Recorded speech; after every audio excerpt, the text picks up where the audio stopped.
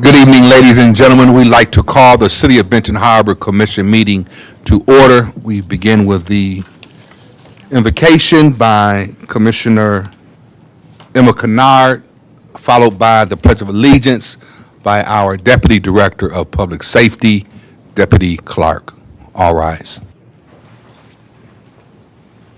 Father God in heaven, in the name of Jesus, we ask you to come in and Lord, lead us and guide us and give us what to do for our community, Lord, and the best interest of them. In the name of Jesus, we just ask you that you bring us together in the mindset of doing what needs to be done for our city and in its best interest. In Jesus' name, we thank you and praise you. Amen. Pledge allegiance to the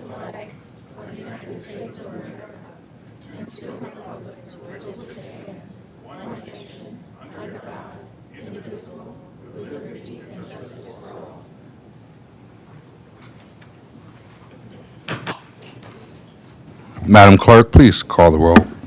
Commissioner Clark Griffin, Present. Commissioner Fields, Present. Commissioner Henderson, Present. Commissioner Henry, Commissioner Isom, Present. Commissioner Kennard, Commissioner Warren, Present. Mayor Pro Tem Turner, Present. Mayor Mohammed. Present. You have a quorum. This brings us to the approval of minutes, regular minutes, June 1, 2026, with the addition of numbers 2, 3, 5, and 6 that was separated from the consent calendar on June 1, 2026, as individually approved by majority votes of the City Commission on Monday, June 1, 2026. There was just a small procedural part that was left out, which was a motion to move the items forward. Is there a motion for the approval? Make a motion for approval. Motion is made by Commissioner Isom and is supported by the Mayor Pro Tem. Madam Clerk. Commissioner Fields, Yes. Commissioner Henderson, Commissioner Henry, I'm sorry, I need a little clarity of what I'm voting on, please. So at the June 1st meeting, the 4 items that were separated failed to have a motion and support. Although there was discussion and there was a roll call vote, the procedure is to take a motion and support that. So this is just to amend that so that there is a motion and support for the 4 items that were separated. Yes. Commissioner Isom, Yes. Commissioner Kennard, Yes. Commissioner Warren, Yes. Commissioner Clark Griffin, Yes. Mayor Pro Tem Turner, Yes. Mayor Mohammed. Yes. Motion carried. This brings us to approval of accounts payable listing. Is there a motion for the approval? Motion for approval. Motion is made by Commissioner at Large Isom and is supported by Mayor Pro Tem Turner.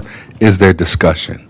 Chair recognizes Mayor Pro Tem Turner. So in the email, I asked the question, I would like to have before and after pictures of Jack Campbell cutting. Unfortunately, I did not get it. There's been concerns that the lawn cutters have to show before and after pictures to get in order to get paid. If they have to do it, so should Jack Campbell have to do it. It's not in the contract at all.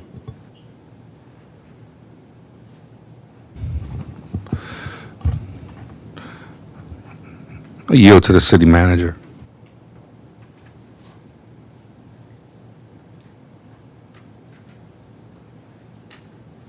Not all of the contractors cutting grass had to get the pictures, the ones that we were having problems with. We had a couple of contractors bill us for cutting grass on what were empty paved parking lots and a couple of other things that were not appropriate. And we had them take before and after pictures. As far as any pictures that Mr. Campbell would have, we had not asked him for that before. And to my knowledge, I don't know if any exist. Chair recognizes Commissioner at Large Kennard. I'd like to say that what goes for some should go for them all. And I went out there to visit my aunt's gravesite there, and it was terrible. And so my cousin's son, he goes out and tries to cut around hers, but it is not acceptable. And if you would check for yourself, you can see what I'm speaking of. So I think that it's only right that if others have to show pictures of theirs, and it's only right that there be check behind those that are cutting, especially when you're getting complaints. Thank you. Chair recognizes Fourth Ward Commissioner Clark Griffin. I concur with Mayor Pro Tem Turner and Commissioner Kennard. What goes for one should go for all, regardless of what the excuse and reason might be. City manager, I need clarity because you said some of them was cutting on empty parking lot. Now, if I'm correct, parking lot don't have grass. Did you mean city lots? Mr. Manager. No, I meant the billing showed addresses that when, after each contractor finishes mowing, they submit to us a listing and indicating the addresses that they have cut. When the code enforcement people went behind them to verify that the work was done and done properly, in several instances, they were paved blacktop parking lots. And other situations, as some where they had just not cut it at all or hadn't done it properly. Mr. Manager, in the future, if that's the request of the council, could we please provide emails, or pardon me, provide pictures to the commission through email when we have accounts payable as it relates to grass on the agenda? Is that something you think we can do? It'll be quite a challenge because we're doing like over 350, and then on abatement lots, another 200. Every commission meeting? Because it seems like we pay the contractors, every so often. So I'm just saying that to avoid, further debate and discussion, if you could, if we have 4 or 5 lots on accounts payable, can those lots be reflected in emails? Yes. Thank you. Chair recognizes Commissioner Henry. Thank you, Mayor. I believe that coding made the decision to take a picture before and after because of the special assessment that can be placed on your property taxes for cutting grass, and that some people requested some review on it because they said that the people didn't cut their grass in their lot. So that was some way to put a solution to if you cut it, it looked like it before and it looked like after. So I don't know if, and that was a couple of years ago, and I just thought that we were still in that practice.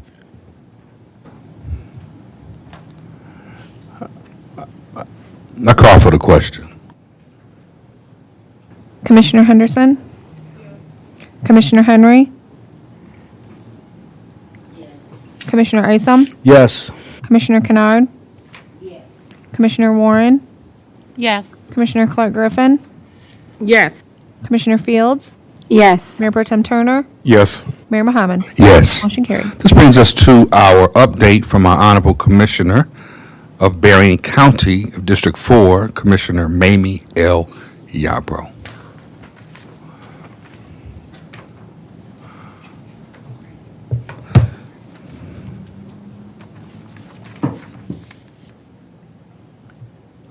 Should I bring this over this way? Good evening, Honorable Mayor Marcus Muhammad. Good evening, Honorable Commissioners, and to our residents. All I can think to do is say thank you Thank you, thank you, thank you. The event on June 9th was just beautiful. We were concerned, we wanted to be on the plaza so that people would know what that 9/11 was about. Sure, many people had looked at it, never went up to it, but certainly were not on it. And so we decided to just take a chance and put the chairs out there and facing the wall of the Mamie L. Yarborough City of Benton Harbor Public Library. And if I was not already a Christian, after what happened, I would have joined church that day. It rained on us. Nobody moved. We would thought, take a chair and run inside. No one did that. It didn't rain over 2 or 3 minutes, and then the sun didn't come out, but it was a warmth that just came over the audience. And all the people that were on the program did magnificent jobs.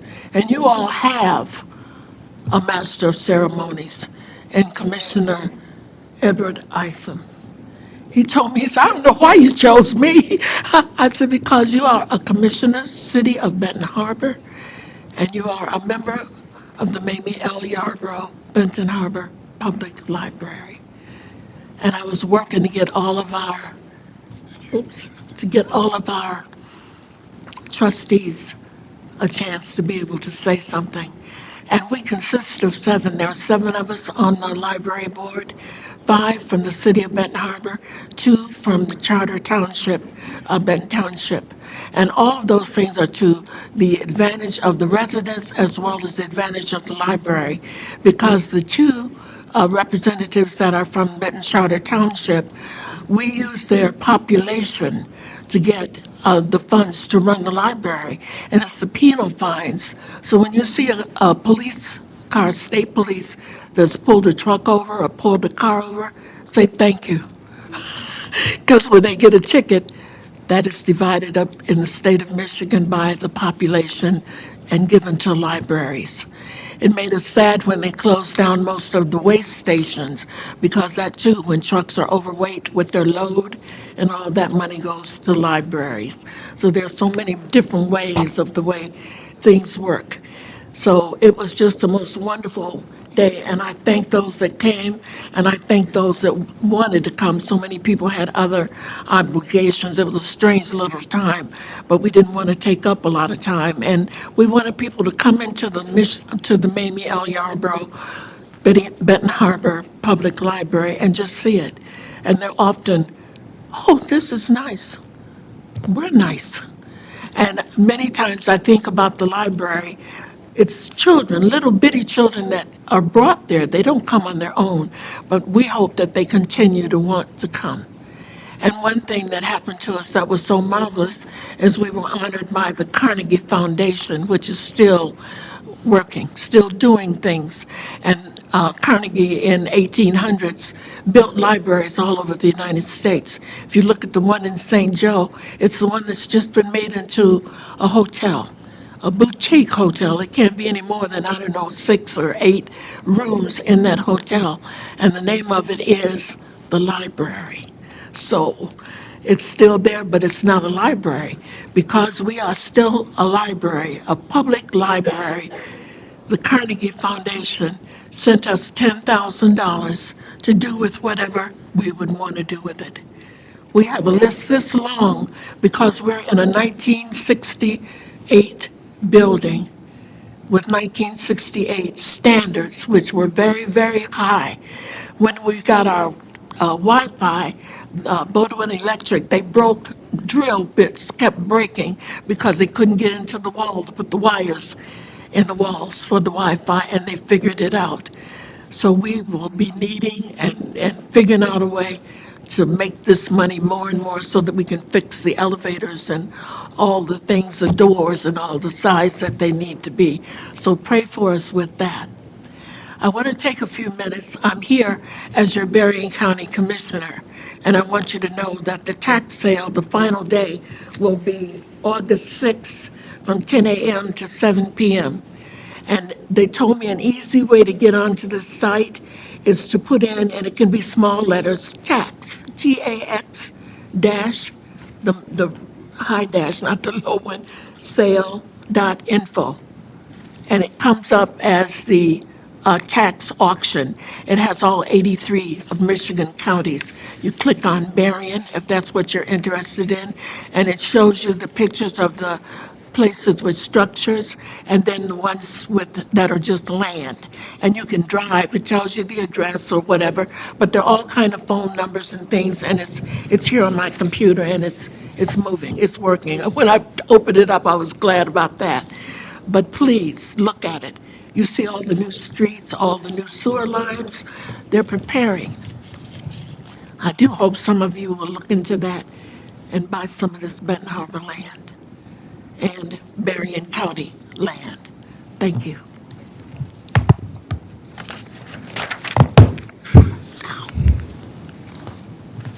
This brings us to our next agenda item, which is citizens' comments or public participation. There is a 3-minute maximum per speaker. Please sign in with the clerk, and she will call you based upon the sign-in sheet. Madam Clerk. Minnie Sims?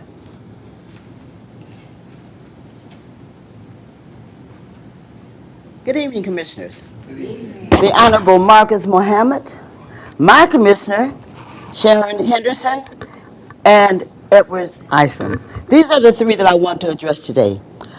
This is really nice. I come behind Commissioner Yarbrough, and I, too, want to say thank you. Thank you, Mayor. Thank you, Commissioner Henderson. And thank you, Commissioner Eisen. These are the three people that I see out in our community.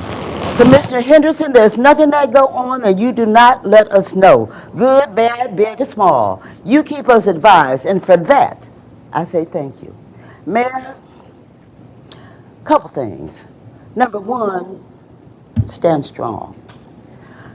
Last year, people were complaining that the streets were messed up. There were holes. Excuse me, I can't sit down. I talk better when I stand. It's like the energy just flows better when I stand. However, we were worried about all the holes in the streets. You went and you secured the money to make this happen. Then people started complaining, well, we have to, all these detours, you know. Then you got them fixed and they still complain. I say, stand strong. You did a magnificent job. And when people start complaining, do like I do. Over my head. Not gonna let that bother me. Because you know what you're doing, you know you're doing a good job. And I appreciate that. I appreciate you, and I know you're not my commissioner, but every community event that I'm involved in, you're there. That shows your commitment to the city of Benton Harbor. I'm a resident here. I was gone for almost 27 years, but this is my heart. And I came back to make a difference, and I hope I've done that. I'm not one to talk the talk. I walk the walk. I've been working with our young people for over 40 years, and every day since I've been back in the city of Benton Harbor. Public Safety Director, get the paddy wagon. I'm tired of all these kids hanging all around, especially on May Street, selling drugs. Nobody's doing anything. I know you say these are our young people. We need to take care of them. You need to take care of them. You're not going to take care of them when they're over in the county jail, are you? Get them while we can. And I may be old school, but that's okay. I like being old school. Old school is what got us here. Do what you need to do to get these kids off the street. And I know some of your parents don't like that, but I don't care. Because either between the city of Benton Harbor, and if you keep the kids at home, no kids should be out at 1 o'clock in the morning at 14 years old. And then when they get in trouble, you want to come to the commission and ask them to do something. That's your job to do something. And if you can't do it, somebody else is going to do it for you, and it won't be nice. I know my 3 minutes. Will somebody yield me 1 more minute, please? Thank you.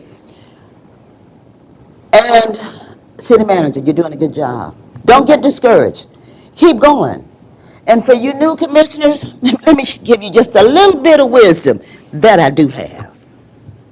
Wisdom, not age, wisdom. Listen to your senior commissioners. They know. And stop complaining because the mayor is going on trips. How do you think that things are going to get done? Do you think they'll come down to the city of Benton Harbor And ask you, if you don't go out and network and make partnerships, we're going to be the same place we were 20 years, 30 years ago, and we're not too far from that now. So I ask you, commissioners, do your research.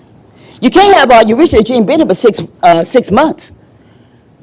Do your research, find out what you're doing, look into it. Friendship is one thing, business is another. You got to be able to separate the two. When it's business and when it's talking about saving the city of Benton Harbor money, pushing us forward, then go for it. And stop arguing in public. Don't do that. Take your argument and all your disagreements behind closed doors. Don't do that. What do you think that does for our community? I didn't mean to fuss, but I had to say what I had to say. I thank you very much, and I appreciate all of you. Just take heed. Thank you. Jacqueline Elliott.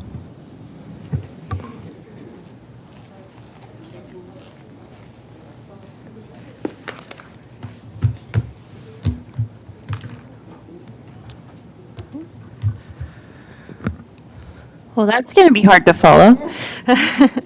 Good evening. My name's Jacqueline Elliott. I am a resident of Edgewater Dunes and a member of the Jean Clock Neighborhood Coalition, formed after the May 18th shooting to help ensure that Jean Clock Park remains safe, welcoming, and accessible for all.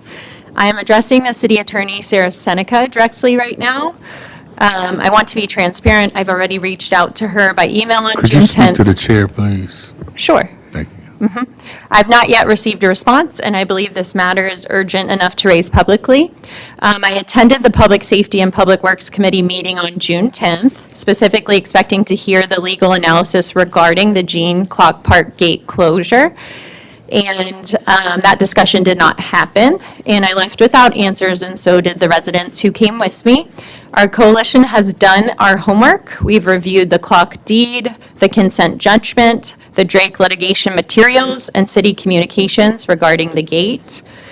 We are not here to obstruct the city's authority. We fully support the city's right to set the rules for Jean Clock Park.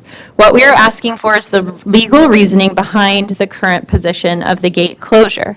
Specifically, we need to understand what is the legal basis for the city's conclusion that it cannot restrict vehicle access to Jean Clock Park after 10 o'clock p.m., while still maintaining pedestrian access. Those are two different things, vehicle access and pedestrian access, and we believe that distinction matters enormously for public safety. A gate that closes to cars at night does not have to close to people. We would like to understand whether the city's legal analysis addresses that distinction or whether it conflates the two. We are also asking for clarity on the broader legal framework surrounding other public safety measures currently under discussion at the park, including the enforcement of Chapter 28, the role of harbor shores in park governance, and the city's liability exposure when ordinances are outdated, signage is inconsistent, and enforcement is applied unevenly. The residents of this community deserve to understand the legal reasoning that shapes decisions about their park. Transparency builds trust, and right now, trust is what this situation needs most. I'm renewing my request for a meeting with Sarah Seneca to discuss the gate closure, the public access framework, and the city's liability considerations. The coalition is ready to engage constructively, and we hope that the city is as well. Thank you. Susan Hertog.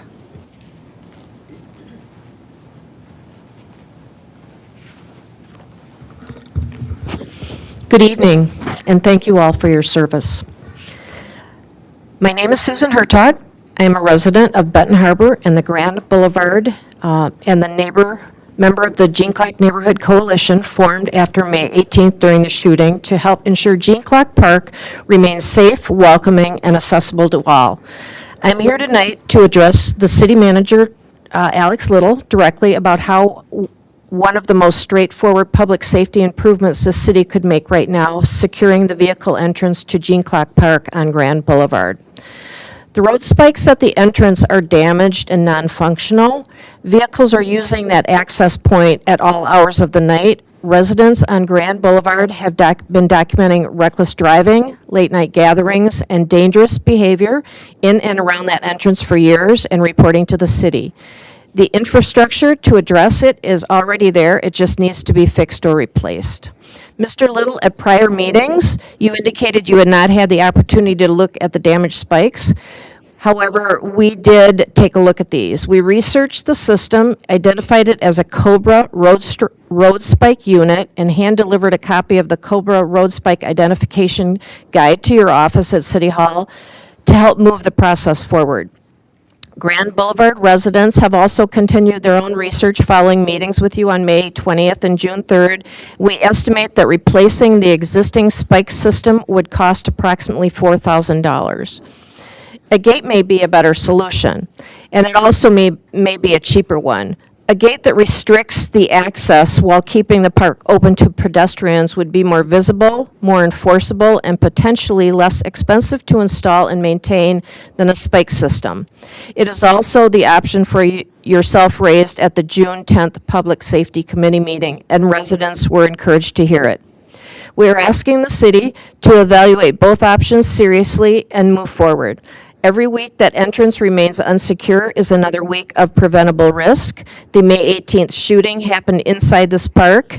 I witnessed the vehicles on our Grand Boulevard going into the park that night and exiting rapidly after the shooting. I personally witnessed that. Controlling vehicle access after dark is one of the most direct, immediate steps the city can take to reduce the risk going forward. The coalition is ready to assist with research, vendor contacts, and whatever else to help. We are not here to create obstacles. We are here because securing that road seems to be the best public safety measure, and we want to see it done. Mr. Little, we are asking for a decision and a timeline. The community is watching, and we are ready to support you. Thank you from the coalition. Melanie Taylor.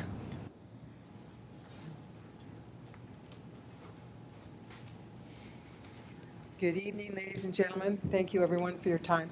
Respectively, I'm here. My name is Melanie Taylor, and I'm a resident of the old Edgewater area. I was born in Benton Harbor. 50 years ago, I was lifeguarding down at Jean Clark. I know, I don't look that old, but I was.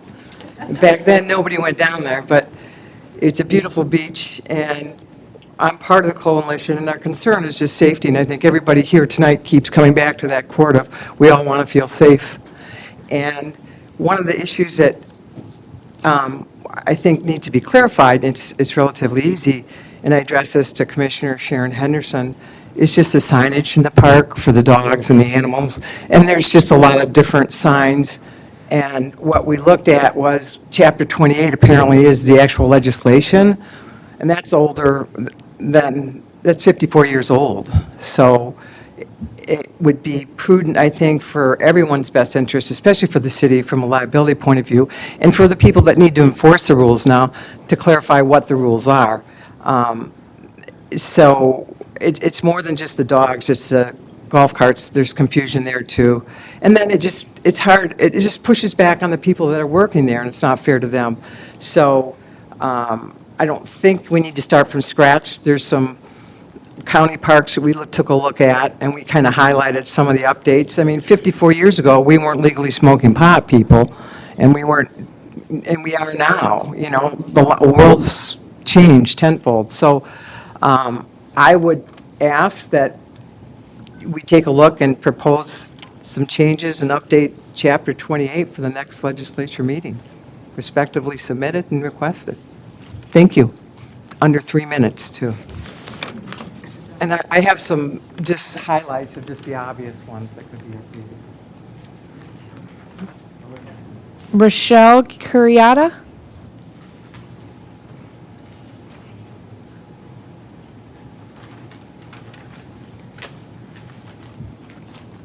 Good evening. My name is Rochelle Curiata, and I'm a resident of Harbor Shores and a new member of the Jean Clark Neighborhood Coalition that was formed after the May 18 shooting. I only learned about this coalition yesterday, and I'm standing here tonight because of something that happened to me yesterday evening. My husband and I walk our dog through Jean Clark Park every single day, and last night while we were walking, a man in a silver unmarked vehicle drove up to us and began yelling aggressively at us that we could not be at the beach with our dog. We told him we were not on the beach, and he continued to harass us so aggressively that I had 911 on my phone in case things escalated more. I genuinely did not know if this man was a stranger or if he was someone with authority, because he did not identify himself as someone that was working for the park until after the confrontation was already over. My husband and I are not trying to break any rules. We want to follow them. We just do not know what they are. And based on what I have read from this coalition, it seems like that confusion is not our fault. The rules themselves are unclear. So I reached out to the coalition last night, and I learned that this exact type of incident was discussed in a meeting today between the coalition and Deputy Director Michael Clark and Deputy Director of Public Safety Brian Karzmazak. They advised that based on the description and unmarked vehicle, no identification given, this individual may not have been a city employee at all, which is alarming. If I cannot tell whether the person yelling at me works for the city, that is a problem. And then if it turns out that he does work for the city, the lack of professionalism and the failure to identify himself first is also a problem. What I'm asking for is simple: tell us the rules. Tell us clearly in writing with signs that say the same thing so that residents and visitors can actually follow them. And if someone is going to enforce those rules, they should be in a marked vehicle, they should identify themselves, and they should approach people with the professionalism we expect from anyone representing this city. I am grateful for the work the Gene Clock Neighborhood Coalition is doing, and I am grateful that the deputy directors are engaging with these concerns. And I hope this commission will take the next step, updating Chapter 28 so that everyone, residents and enforcement personnel alike, are working together for the same clear set of rules. Thank you. Diana Green. I have some exhibits. Can I give them to you? These are exhibits around using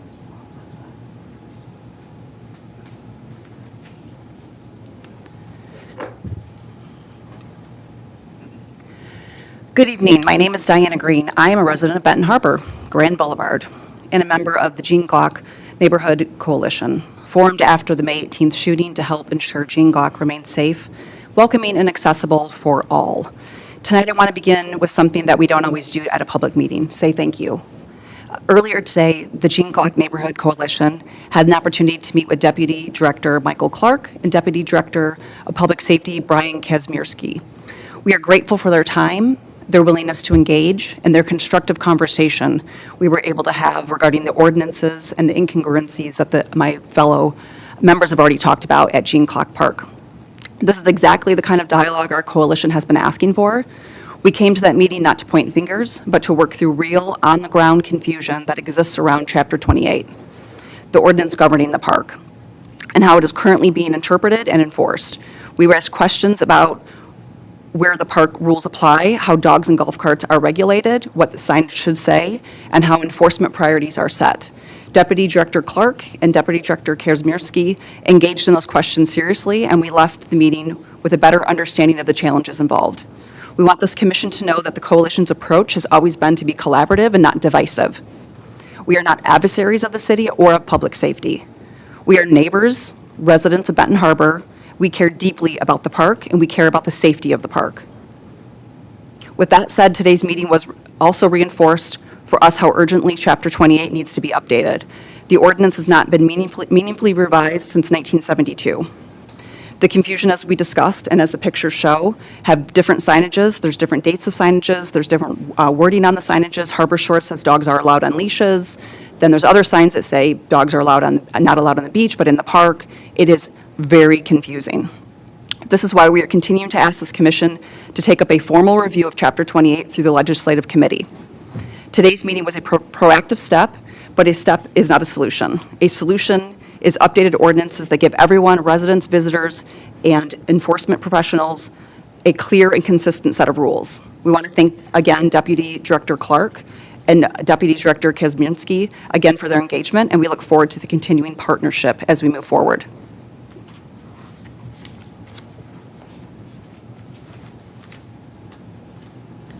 Christy Peterson.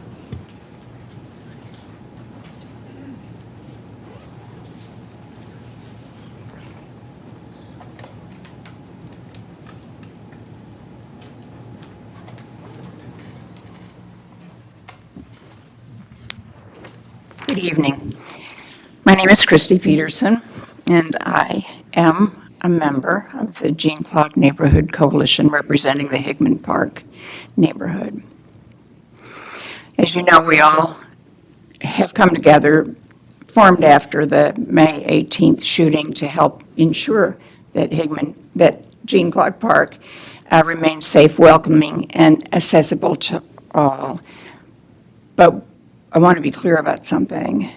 The May 18th shooting did not come out of nowhere.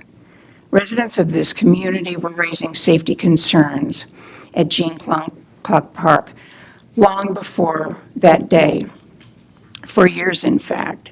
And those concerns were documented, emailed to the city leadership, and largely met with silence. I'm here to put that record before this commission. On October 27th, 2025, nearly 7 months before the May 18th shooting, a resident sent a detailed email to Director McGinnis, City Manager Little, Mayor Mohammed, Mayor Pro Tem Seats, and Commissioner Clark Griffin. That email included security camera coverage of a white BMW driving recklessly through the Grand Boulevard and Gene Clark Park area.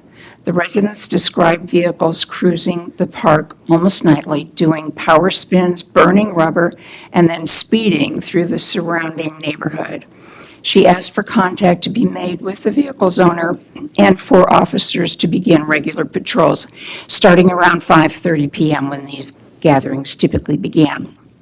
There was no record that the city responded. 4 days later, on October 31st, 2025, the same resident emailed the same city officials again, this time to report that a resident had called 911 on a man recording himself holding what appeared to be a rifle while sitting in his car at the north circle of Gene Clark Park, wearing a mask. Police responded to the 911 call. The city did not respond to the email. That weapon was later confirmed by law enforcement to be a real semi-automatic firearm, and I presented those pictures to the city clerk. These were not vague complaints. They were specific, documented, time-stamped reports with photos and videos sent directly to the people responsible for the safety of this park, and they were ignored.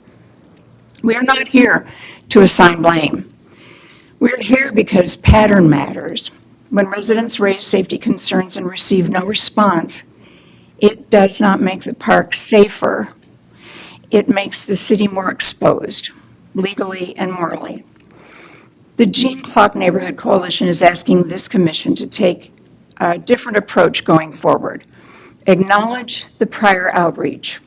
Establish a clear point of contact for resident safety concerns, and commit to a response, not just a patrol that residents never see, but a documented, accountable response when community members flag serious threats.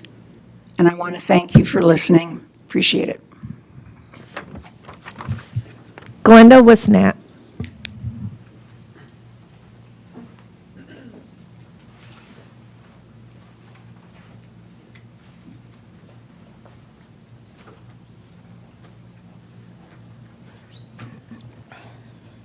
I'd like to thank each and every one of the commissioners here and the mayor.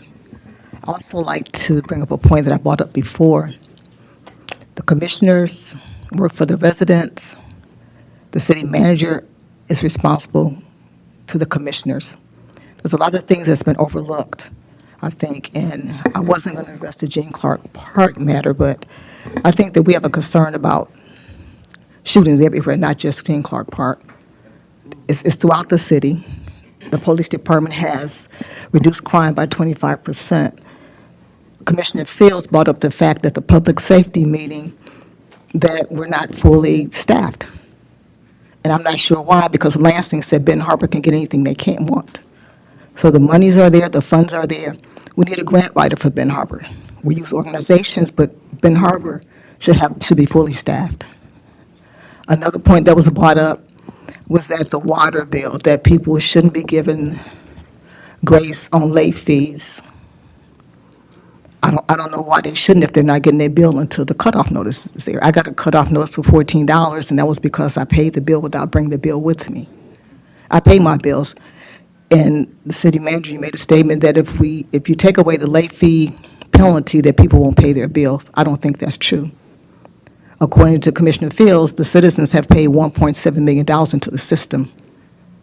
And with what has gone on with our water system, I think the late fee is the least amount that the city should be giving the citizens. And I think we do need a fully staffed police department because we do have crime. Our kids do need things to do. I know Miss Sims growing up because my brother-in-law was in the band with her brother called Down in the Basement of Jamaicos. So we, so we know what it is to have a city that's run like a city government. We need a fully staffed city hall. We need a mayor-run government. I keep saying that. I'm not just saying that because Mayor Marcus Muhammad is mayor. I'm saying that because whoever is mayor is not going to poop in their own backyard. He's elected. He's not appointed. He's not hired. We have given grants where there was no permits taken out. Those are HUD grants. When that fall back on the city, it's not going to fall on the city manager. It will fall on the city of Benton Harbor, the penalties, because that's a violation of HUD. That's a federal violation. That's something that should be taken care of. And I know when I come up here, I don't mean to fuss. I ask questions. I know you're not going to answer my question in this meeting. You talked about the water bills. I believe the water bills are high because the system that was put in is inadequate. And I have pictures. I didn't know I could bring pictures and present to them. We turn the water on in one of my rental properties, and the water flows. So therefore, your water bill will increase. And if you don't know there's a leak, yes, it's going to be a higher bill. When the bill goes from $150 to $300 and you use the same amount of water or less, there's a problem. Thank you. And again, the Green Clark Park thing, and I do know that the Commissioner Clark mentioned that he asked the resident not to have their dogs, and they looked at him like he had a stamp on his head. We got to do wholesale to wholesale and retail to retail. If there's a law, it all has to be enforced, whether it's a dog or whether it's public safety or closing the gate, it all has to be dealt with. Gwen Johnson Swanigan.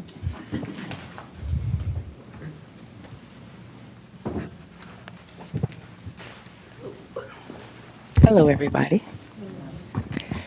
I'm just here today to say I have a few things to talk about.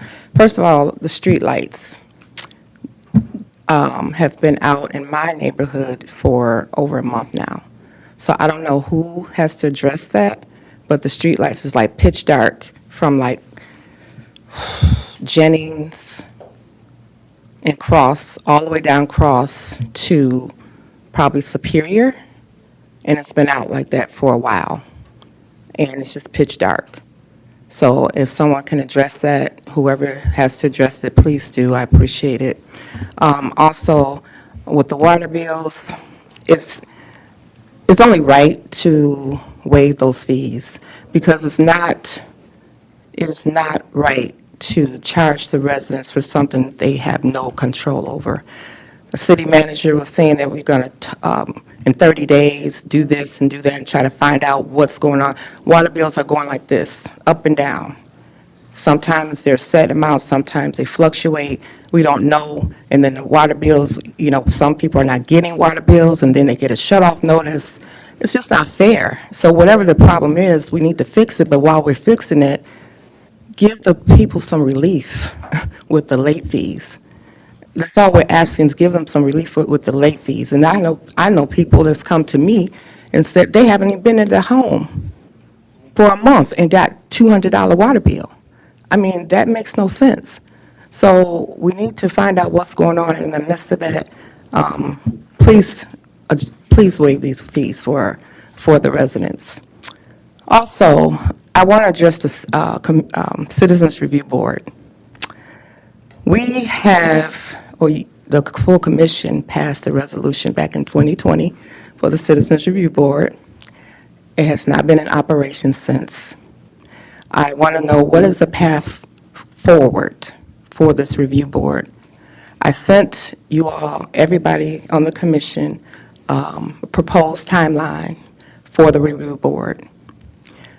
It has come up numerous times in the public safety meeting with the city manager And his response has been, it's not priority on his list, or we don't have the money. We don't need the money because it's a voluntary board. And then we've had extensive conversations in the meetings, and he doesn't remember, but everybody else does. So I am urging and encouraging the city full body and the mayor to give some directive on getting the Citizens Review Board in operation and implementing. Thank you. James Duncan.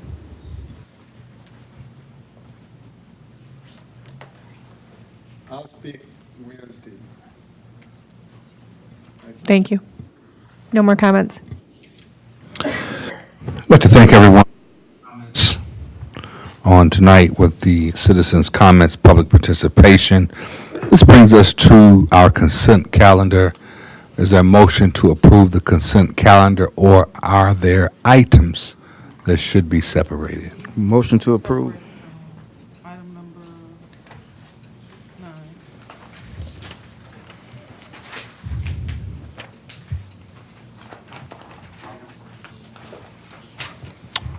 Is there a motion to approve the consent calendar?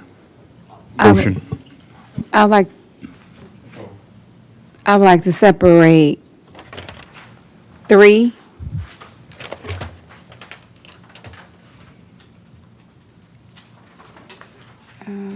Yep.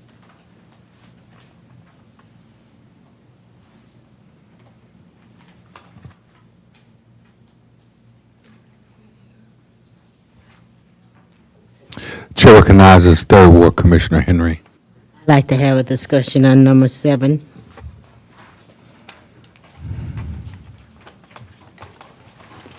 There's a motion for the approval of the consent calendar.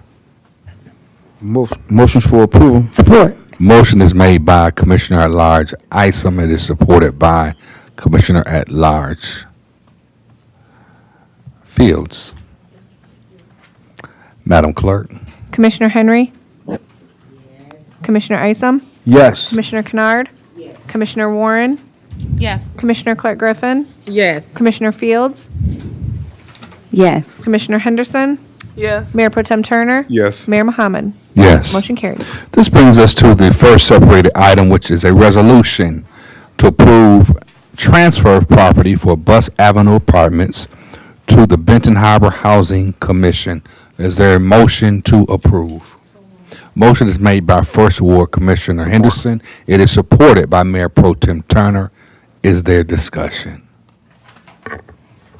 Yes, for a point of clarity, can we explain what that means to the residents? So the city of Benton Harbor owns a very small interest in the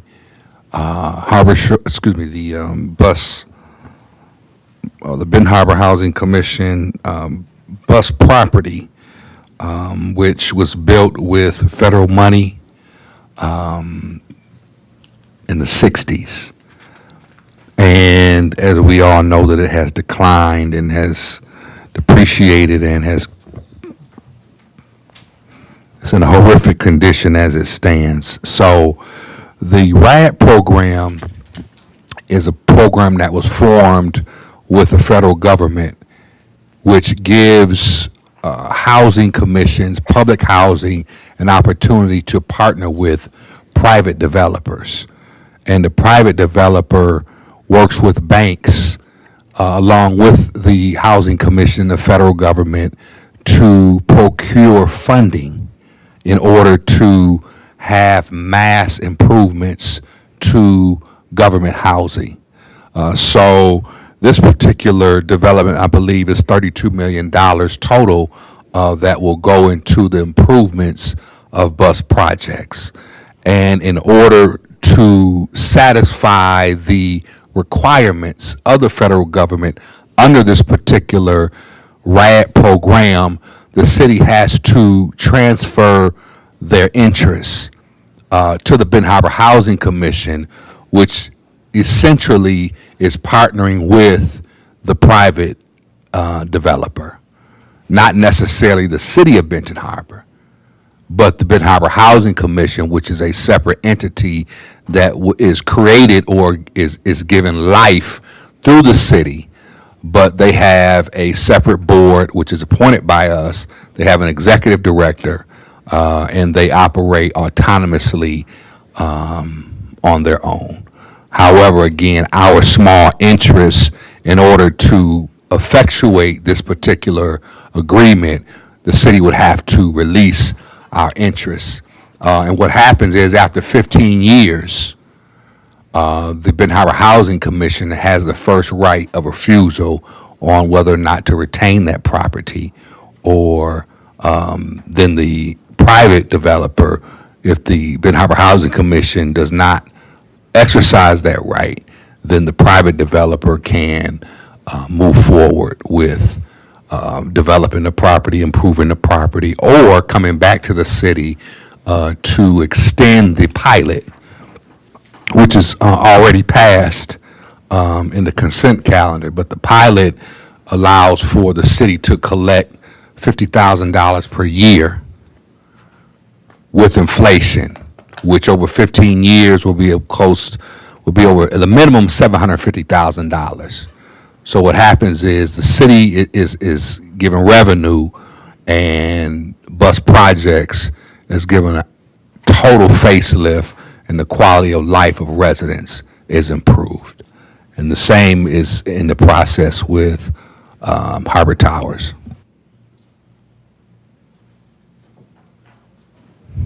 Commissioner Fields? Okay, so in layman's terms, what does that mean? So what is a small portion? What does that mean? Just so, because residents are asking, right? Are we giving it away? Are we giving it away for $1? You know, just so on and so forth. This is just to get, and that was great insight. So that's really excellent to know that we're getting funds back in return, and that it's a separate entity in that regards, and we take part in, you know, forming that. But again, what is a small portion? So do we own like the front of bus, the side of bus, the gate? So I can't say the square inch of what small portion we own. Mr. Manager, do you know the cubic feet? Yeah, neither, sir. Okay. So it's a very small. Like I said, I don't know the cubic feet or the square inches, but be it as it may, say if we don't approve, then what happens is the $32 million to improve bus, it doesn't happen. And the city does not get the $50,000 in inflation and revenue over the next 50 years. And the residents lose out, because now they're, you know, basically continuing to live in squalor, and the city is still looking for revenue. So I feel like it's a win-win, and it's really, when I went to Congressman Heisinger and I asked him to tour Harbor Towers, and when he came to see it, when he walked out, he was holding his face. He didn't see bus, but I can't see his reaction being differently. And he said to me, Mayor, I'm going to go back to Washington and do all I can to help change this condition. That he did. So now we're in the position the ball is in our court. The money is secure. Secretary Turner over HUD publicly said the money is there. Now it's on the commission to move it forward.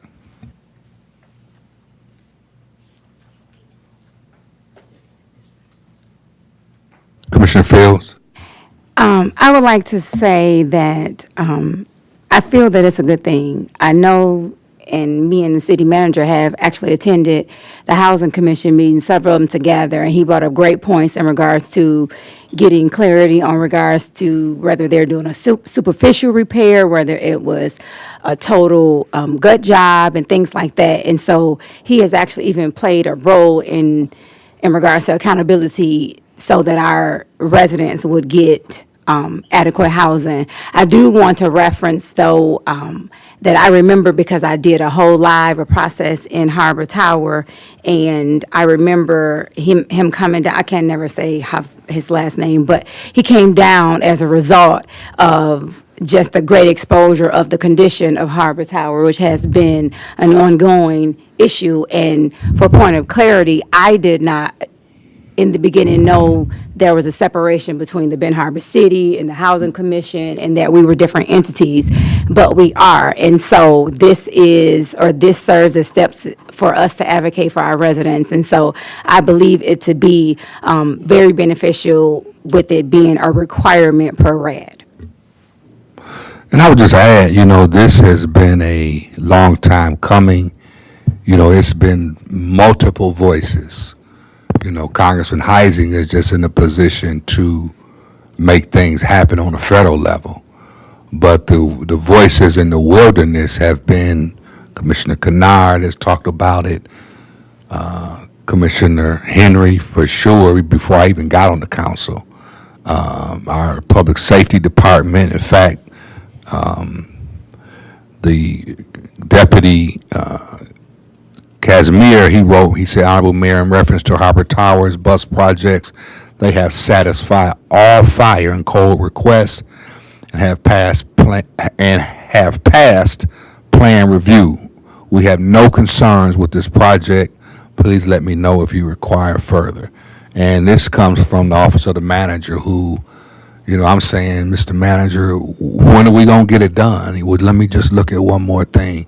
Well, I got to go back and let me check with the attorney, and he sweated every detail, but if that's what it takes for us to make sure that every penny, every nickel, every dime, and I know the pro tem has been, as Commissioner Fields, at the Housing Commission meetings, but it's going to take all of us, no credit for one, because at the end of the day, it takes our votes to move it forward.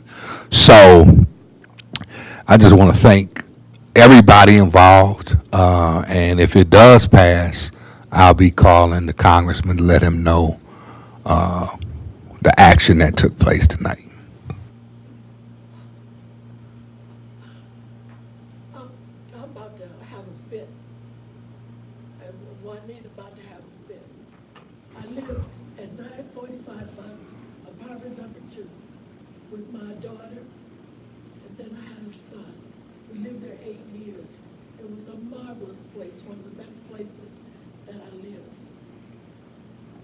When new refrigerators came, I got one because I took care of the one that was there. And all those, I don't know how many apartments there are, but please, do something for $1. I'll give you the $1. Thank you. I know that's out of order, but I just couldn't help it. All for the question. Commissioner Isom? Yes. Commissioner Kennard? Yes. Commissioner Warren? Yes. Commissioner Clark Griffin? Yes. Commissioner Fields? Yes. Commissioner Henderson? Yes. Commissioner Henry? Yes. Mayor Pro Tem Turner? Yes. Mayor Mohammed? Yes. Motion carried.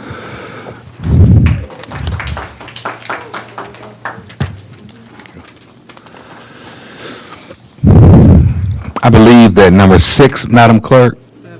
7. Thank you, Pro Tem. Number 7, approving 75-year ground lease to Peninsula Fiber Network, AKA PFN. Is there a motion for the approval? Motion to approve. Motion is made by Mayor Pro Tem Turner. Support. It is supported by Commissioner Isom.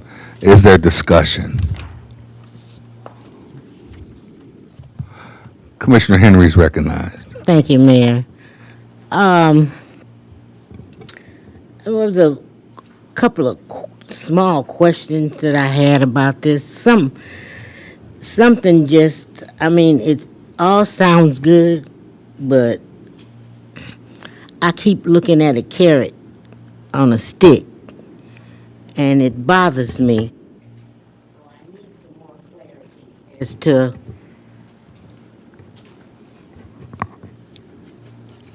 I understand that the 7 years, and it's going to be $320,000 worth of value. How much do we pay for the same service right now for these facilities? Well, you know, we know that Bobo Brazil don't have it. We're not paying for Bobo Brazil yet, and so that was my question: is, well, how much are we going to save in these 7 years? And after that, we have a questionable amount that we might get charged after that. That's the carrot on the stick that I'm looking at. So how much are we paying for it now?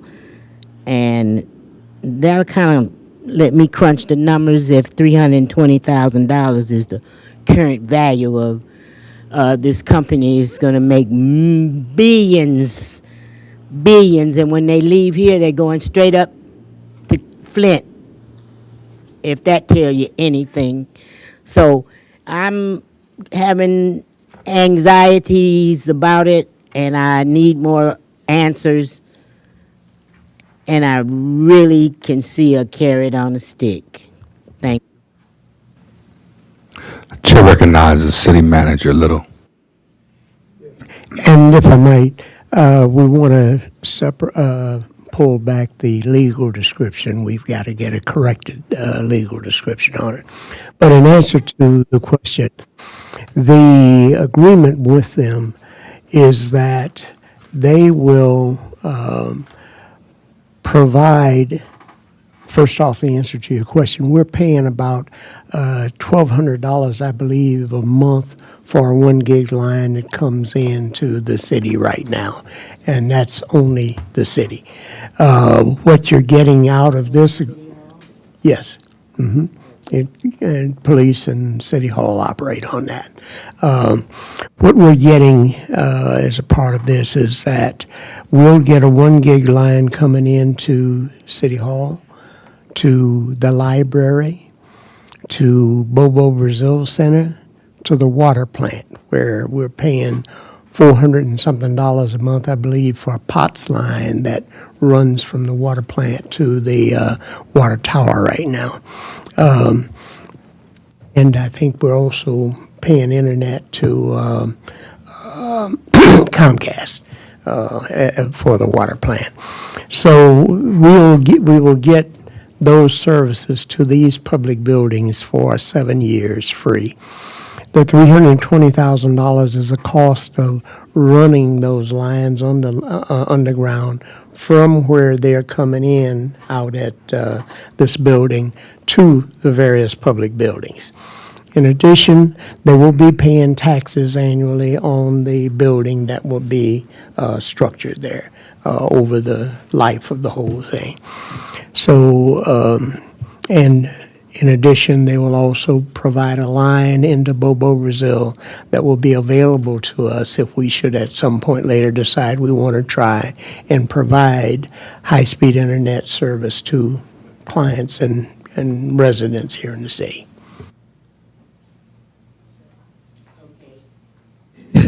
That answered several questions, but when we first started talking about this project, I always wanted to know about the service to the people.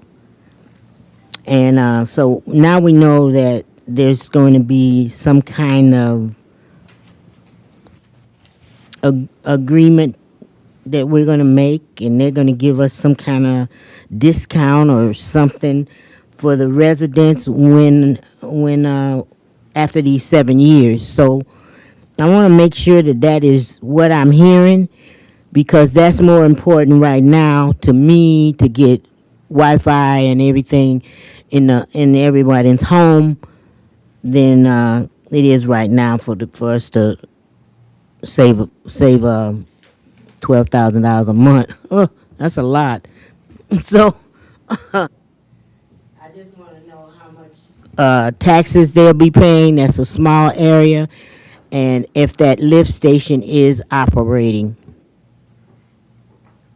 The only person that could answer the taxes question would be the assessor, and that's once the building and equipment and so forth is all put in there. To make sure your understanding is correct about the line they're bringing in and where it pertains to citizens. They're not providing services to residents. They're providing a line in there that the city can use to purchase wholesale at at their most favorite discount rate if the city wants to provide that service the way we do water. Favorable discount rate, and it caused me to ask the question, what is a favorable discount rate for Benton Harbor residents to have Wi-Fi? Are they talking that they're going to give us some kind of tax break, or are they, or exactly how did that favorable discount come about? That was the language that we agreed to in terms of our ability to purchase wholesale the high-speed service for resale if we decide we want to provide that service. And we can set that price at whatever, we want to set it at once we acquire and go into it. But if we do that, of course, we've got to make sure that we structure it properly to where we're covering all of our costs and that type of thing. Commissioner Isom. Thank you, Honorable Mayor. I just wanted to get some clarity on who the 75-year ground lease is. That's a long time. So why 75 years? Could it have been 25 years or 30 or 10 or what? Well, we had started at a lesser period when we were talking about 5 years of free service. And then in the negotiations, we got the raise to 7 years, and for all of those public buildings that we listed, and in exchange, it got 75 years. So if I could just weigh in, so this money came from the Biden administration. It's a roughly $72 million project. And Benton Harbor was selected. It could have stopped in Gary, but it ran underneath Lake Michigan all the way to Gene Clark Park. And as Commissioner Henry said, it's going to Flint. So the amount and the magnitude of the project for 25 years, it's just, it doesn't make sense. $75 million investing that's going to impact this area in a way that we've never seen. To just do 25 years, that's barely a generation. But this particular project will affect generations. When I was in Ghana, we were at the Penske Hotel, and we learned that from some of the economic development persons that we met with there, that France is running the same line from France underneath the Atlantic Ocean all the way to the shores of Ghana, because Ghana's strategic location to have that fiber optic line and offer the internet to that area will go all the way across West Africa. And the same with Benton Harbor, it's our strategic location where we sit right here at Southwest Michigan, straight line from Chicago. This will go all the way across West Michigan, all the way up to Southeast Michigan. So it's really a big, big deal. Mayor Johnson in Chicago, $75 million project is, much bigger to us than to them. But the other part of it is Chicago has the largest internet feed in the whole world. So for Benton Harbor to be able to tap directly into the largest feed in the world is huge for our area. So, but that's a great question, Mr. Manager. If I could just add on that, it's actually a lot more than that. It's about $500 million. But the this is some of the highest speed internet in the United States is coming out of that south side of Chicago through here and then going up to Byron Center up near Grand Rapids and across. But, and because of that, well, the reason they're doing that is because all of the existing internet up to now in Michigan comes underground around the lake up through East Chicago, Indiana, Gary, and on up. And the problem they've constantly had is every time there's some major construction and they're digging in the ground, somebody cuts the line. And it affects internet all up and down the entire side of the state. So that's why this is being put in. And the fact that it comes on land in Michigan here at Benton Harbor will have major implications for many, many years to come. And I would suspect that it's going to have an immediate impact in a shorter term on our city in terms of businesses of certain nature that'll be trying to get close to where this comes in at. So it could have a great impact for us. As I said, we need to pull that legal description that's being redone, and that'll. So we just need to say the legal description as amended. So if we could just get a motion to amend that we're pending the updated legal description. Make a motion that we approve pending the legal description being amended. Second.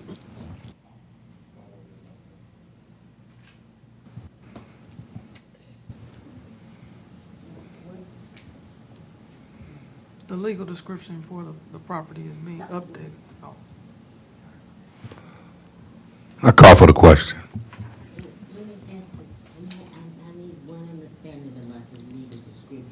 There's no legal description. Commissioner Henry. There's no legal description in here. Now, are you speaking of just the, City Attorney, could you please? So right now, you should have Exhibit A attached, and that is the legal description of the property. What we looked at, and the engineer has looked this over also, we wanted it to be, obviously on our side, we wanted it to be as small as it needed to be to fit the building, but no larger than that, because we want to control that area because it belongs to the city. So we're actually, the parties have actually agreed that this is going to be a smaller legal description to be more in conjunction with the size of the building. Then, of course, that gets looked at by the assessor, a building permit will be issued at some point, and that's how the taxes get assessed based on the legal description. But what is attached right now is just a little bit larger than the engineer was comfortable with. So we're redoing that legal description. But if you look at the very last page, it's actually the photograph of Exhibit A. You'll see how small the proposed hut is on that parcel. It's a very, very small area. So we're trying to make the legal description fit that hut.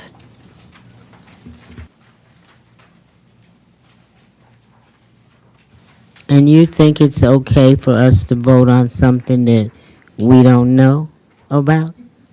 So everything you vote on is subject to legal review and engineering review. And I will tell you, I'm not an engineer, that's above my pay grade, but we look at every single legal description when documents are signed to make sure they're as small as we need them to be. We don't want to give away too much.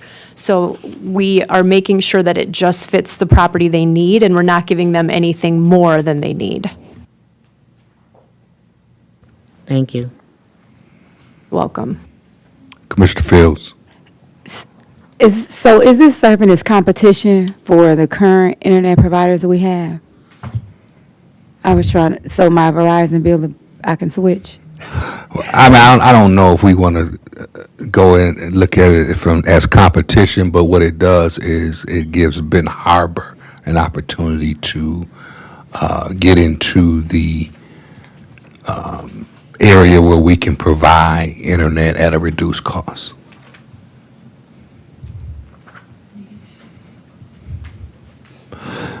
Madam Clerk. Commissioner Kennard? Yes. Commissioner Warren, Yes. Commissioner Clark Griffin, Yes. Commissioner Fields, Commissioner Henry had her hand up.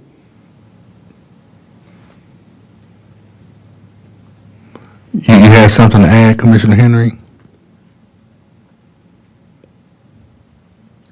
Well, I just wanted to know about the additional rent. It talks of additional rent, and I need to have an understanding. This document is your document and in your realm, so I need to understand what that additional rent is. So the additional rent is going to be the taxes. So if they don't pay taxes, it's as if they're not paying rent under the lease. There's multiple ways to go after them for that if they don't pay taxes. It's through the tax system, which we know takes a while if you don't pay, but we could also go after them for not paying rent since we're considering the tax payments as rent. So it's a quicker resolution if it's considered rent. So that's why that is in there. There is a vote, Commissioner. I didn't see a amount in the, it was a blank document, and that scares me when I see blank documents. I don't like blanks either. They make me nervous and keep me up at night. But I can tell you why that blank is in there, and I think City Manager Little referred to it earlier. We don't have a building permit from them yet. So the process is they will submit a building permit for the hut. It'll have a value to it. I don't know exactly what that value will be, and I don't think any of us do yet, but it will have a value. It will go to the building department, and then it'll go to the assessor, and she will give it a fair market value assessment, and that's what the taxes will be based on. Thank you. Thank you, Mayor. Commissioner Thank you. Fields, Yes. Commissioner Henderson, Yes. Commissioner Henry, Yes. Commissioner Isom. Yes. Mayor Pro Tem Turner, Yes. Mayor Mohammed. Yes. Motion carried. Number 9. This brings us to resolution number 9, resolution to temporarily waive current water utility late fees. Is there a motion for the approval? Motion to approve. Motion is made by Mayor Pro Tem Turner. Is it supported? Support. It is supported by Commissioner Fields. Is there discussion? Chair recognizes Commissioner Henderson. Thank you, Honorable Mayor and Commission. I just listening to all of the comments in regards to waiving the late fees. I know we've had a lot of issues, especially with the water plant being redone, putting in new water lines. I spoke to someone who had issues with the bill, not getting the bill, and having an exorbitant amount of water. But my only concern is, business-wise, we have signed an agreement with the Treasury to collect money. Fees are meant to be prohibitive, which means they're designed to make sure that people, and most people in our city, most people do pay their bills, whether it's the electric bill, cable bill, they're meant to be preventative. And I think because we are trying to keep our water plant, there's a lot of history to things that is happening, even with us signing this money to support the water company. The water plant is costing the city lots of money. Lots of money. We talk about the the treasurer, the water. And so I just think it's not a really good business decision to eliminate any revenue that's coming into the city, whether it's 30 days, 20 days, whatever that time be, because it's still not going to change the fact that there's something going on that needs to be fixed or addressed, whether that's systems, processes, we need to address that. I get a regular cable bill, And sometimes, I think I checked the button with my electric bill, so right now it's electronic. And I forgot about that. And I was like, where is my bill? It came to me electronically, but it also shows me on that bill what I use on a monthly basis and actually a yearly basis, so I can see the months that it's up, the months that it's down. So I think there are other ways for us to help residents by putting on our bill possibly, what the usages are, because summertime is happening. People are taking more baths, using more water, so there will be an up and down flow with water. So I think we need to just reconsider and look at that. I will not be supporting this because I don't agree with that we gave residents a $700 payment of ARPA funding to help pay bills, and what we don't want to give people an opportunity to misunderstand what this means and say, oh, they said that we're eliminating something for 30 days. People literally stopped paying their water bills. We had people stop paying.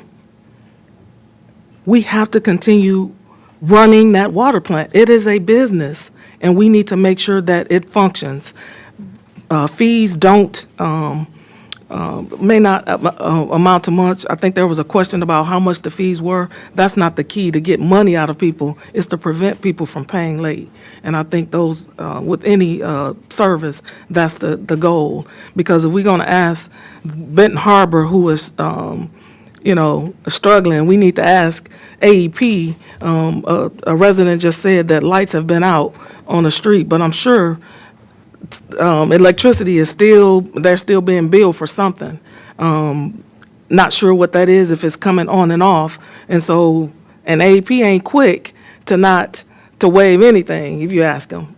Same thing with mortgages. They might do it 1 or 2 times, but if you consistently pay late, they're going to get their fees. And I think we just need to think really strategically and carefully about this. The city is not a charity, it is a business. And I understand the concern that we have, but we still have to run this like a business.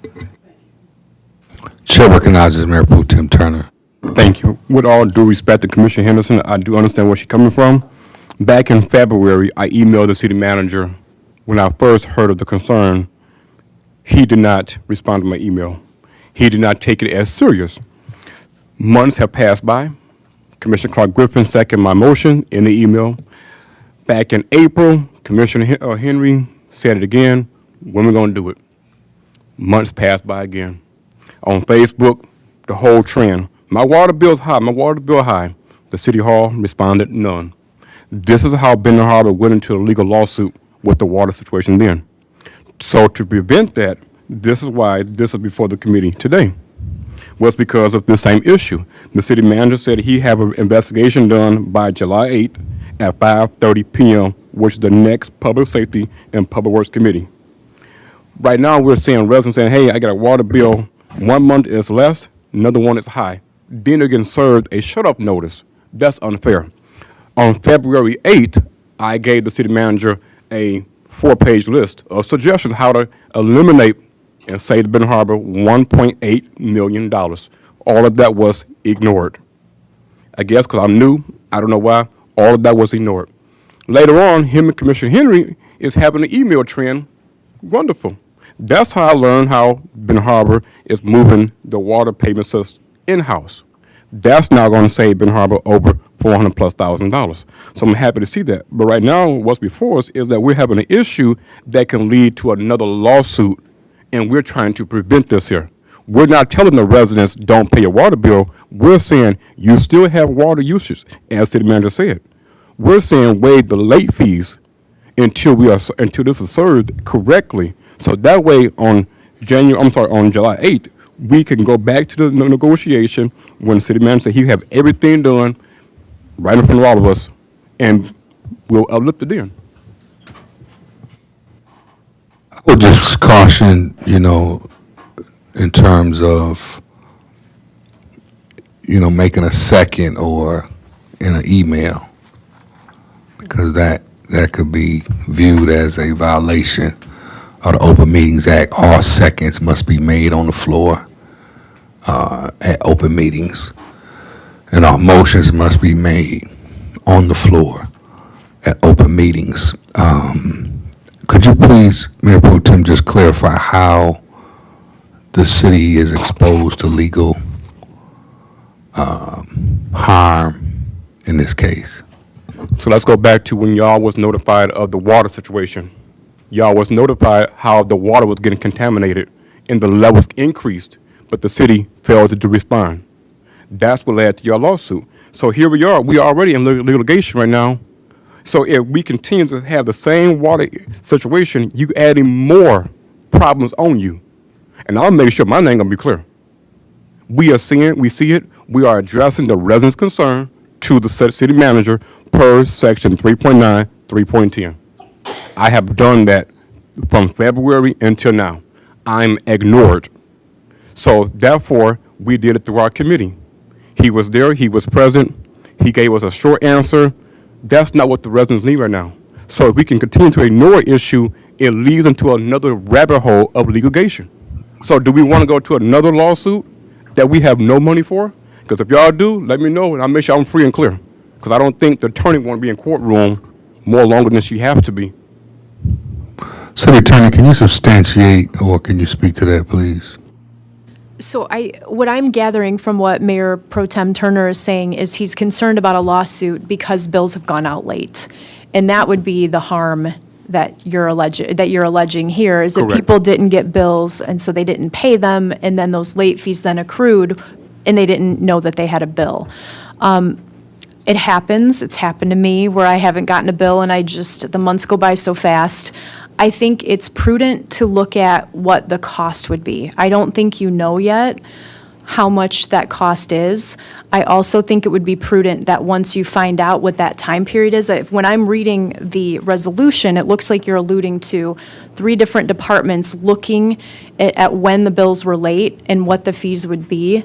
My recommendation would be that you analyze what those fees are, and before you vote to just approve those tonight, that you approve the process first, that they look at that, they come up with the fees, and then that vote would be, it sounds like after the information is given to you, it would be July 8th, did you say? So from February, let me clarify, from February of this year until today, city manager per section 3.9, 3.10 again, I can cite it back in my head, sleep, I work all that. He have had time to look at this here. So there is no more ifs, ands, or buts about this here.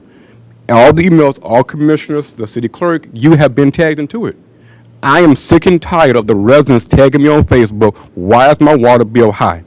Again, this is not what we keep on playing games with the residents. They want to know why are their water bill high. He said he'll give us an explanation in next committee. That's 30 days. But I know how he operates. He won't do that because that's me. But I'm being mean. So I have to put it on documents so the residents understand your concern has been addressed. And unfortunately, I had to do what I got to do because he don't respond to my emails. I'm being transparent. And who authored the resolution? It went through committee as a topic to a discussion. But my question is, who authored the resolution? We know it came to committee, but who authored the resolution? I did. To help my residents. So, I mean, I support the idea of. We just said 30 days. It's not Point out of order, that. Pro Tem. I support the idea of giving residents, if there was a issue of a late bill and residents were harmed as a result, then there should be a process to where, if the late fee is $5 or $6 for a month, then the bill can be credited, whatever that late fee amount is. But I think that we need to have some kind of system where the water department has some directive administratively, because we can pass a resolution, which is the powers of the commission, but administration is the powers of the manager. And the manager works with the water department staff in order to execute. So if the manager is not involved in crafting the resolution that the water department has to execute, then that's where the problem comes. So I think that if we can find a way to work together and work with the manager, which I'm sure he would be willing to help in the situation, but I don't think that an individual commissioner can just write a resolution, throw it on the committee, and tell the manager and the staff, you got to follow that. That's not the right process, nor is it the powers of the council, because we don't have administrative power. We have power to approve, but we don't have administrative power to write administrative resolutions for staff and police and fire and, people to follow. Madam Attorney, can you speak to that?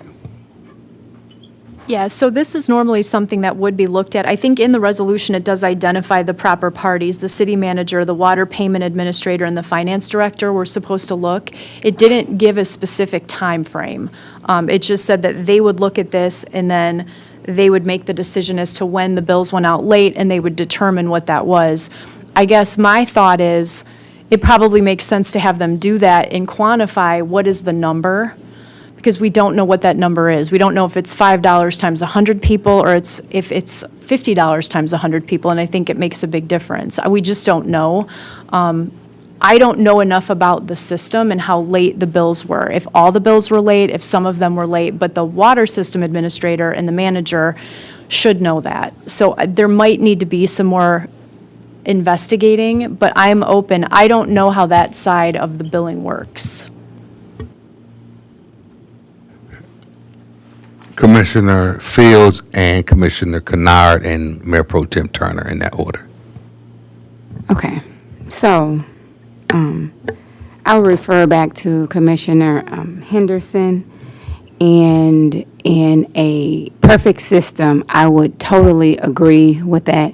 But as Mayor Pro Tem has referenced and how everyone ought to be aware among the commission because the email chain has occurred, the problem is, and where we need to start, is with the city manager, right? We've asked for this to be looked into. At one point, it was the post office is mailing them out late, then it's the company we're using. We don't have the contract that we have with them, and then what's most pressing for me is it wasn't until we talked about waiving fees, now here's a time frame of 30 days.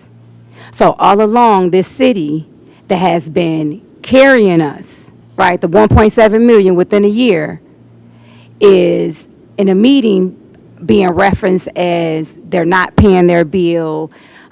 This isn't a break. This is allowing for clarity. If you haven't received your bill, what are you going to pay? We asked in the meeting, in the Public Works and Public Safety meeting, how is the bills even being decided upon? Well, some of them are estimates, right?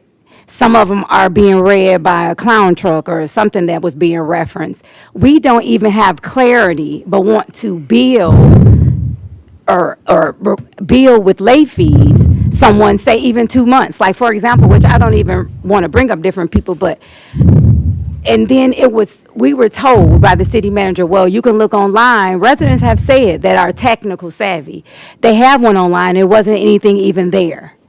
So the problem is in existence because despite being asked since February, the city manager hasn't done what everybody is saying right now can be done. So we need to start there.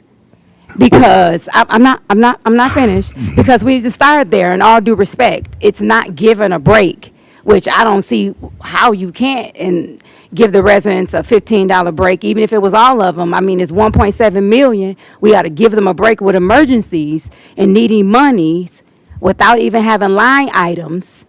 We get real technical and then we ignore the elephants in the room and then we seem angry. We're not angry. We're wanting accountability across the board. And we are here, us all voted in, are here for these same residents we're talking about. as if they're just not wanting to pay a bill. Tony Anderson came in here and said he hadn't got it for 2 months, and we know it shouldn't be dialogue. However, city manager told him, yes, you can come see me, just to tell him no, he wasn't going to waive the late fee. But then at that point, he still hadn't gave a deadline as to, okay, well, I'll have it figured out in 30 days. It wasn't until we talked about giving the residents, or actually, I didn't even know about it necessarily, but when I came to the meeting, the Public Works and Public Safety meeting, and then there was this reference to giving them a break, then the city manager set up, for lack of a better word, because, you know, sometimes he sits back. This isn't being petty. This is being honest. Everybody should be paying attention to this. Right, but the thing about it is, the city manager himself cannot waive late fees. Right, he can figure out what the right. problem is, which is all that But was that's asked. what I'm Now he's saying, saying we can work with the but manager. he could have already did it, though. He could have To already point did order, it. the debate and dialogue is on the council floor. But I totally agree with that. But it's been slow coming, right? These residents have been getting these late fees since before we even came on. Right. And then we brought it up, and it wasn't addressed. Well, I think this is a great time. I mean, we just passed the city budget, which was a major mammoth task for the manager, a month early.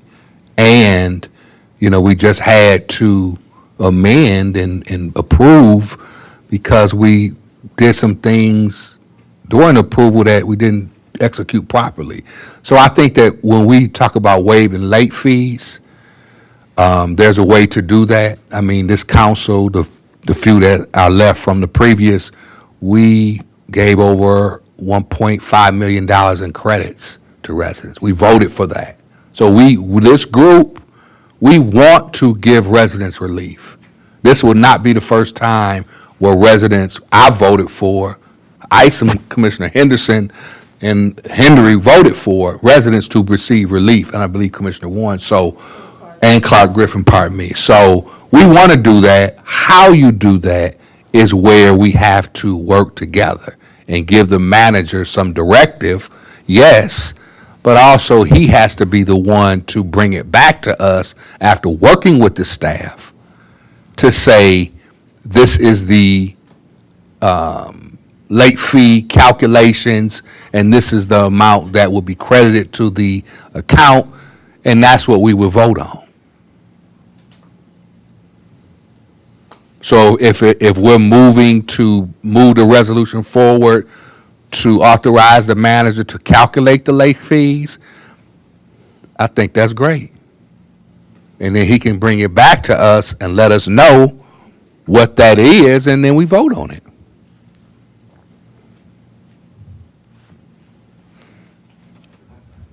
Commissioner Kennard? Okay, to the attorney, give a chain of order as to how this go. It's first to who? So the resolution indicates the city manager, the water payment administrator, and the finance director would meet and figure out what the cost is, what the late fees are, the time period, and all of those details. And then my thought was, then you'll know. Because right now, I mean, I can't guess. I don't know if the city manager can guess what the late fees would be, but I think you need to know what those are. Yes. I'm glad And you've been that you- asking. Yes. And you've been asking. I'm glad that you put it in that order, because I've said from years that we haven't had a finance director in here. You're against your charter already. So who do you follow through as the director of those finances?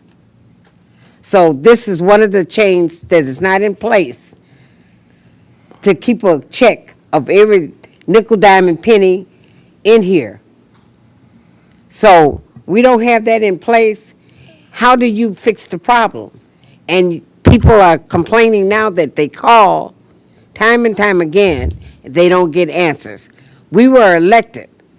And if someone is upset because we're doing our job by asking questions, this is our job. And they got to know that we're asking the questions that they come to us for by here in this meeting addressing them. So when someone said, well, they're not getting along, they're not here where we are. They're looking for answers. And when we ask for answers, the city manager, he manages the city. That's where we're supposed to get our answers from. If he haven't got the answers, where did he go to the changes of getting the finance director and others that's in place to give us an answer and get us clarity? Things is not put in the right order. So that's where the confusion. And you got to start at the top. The head's supposed to direct the rest of it. But we ask for answers. And I'm going to ask for them. So anybody that wants to can come in here, say what they want to. But I'm looking for clear answers. A lot of this mess has been going on for years, even when others was here.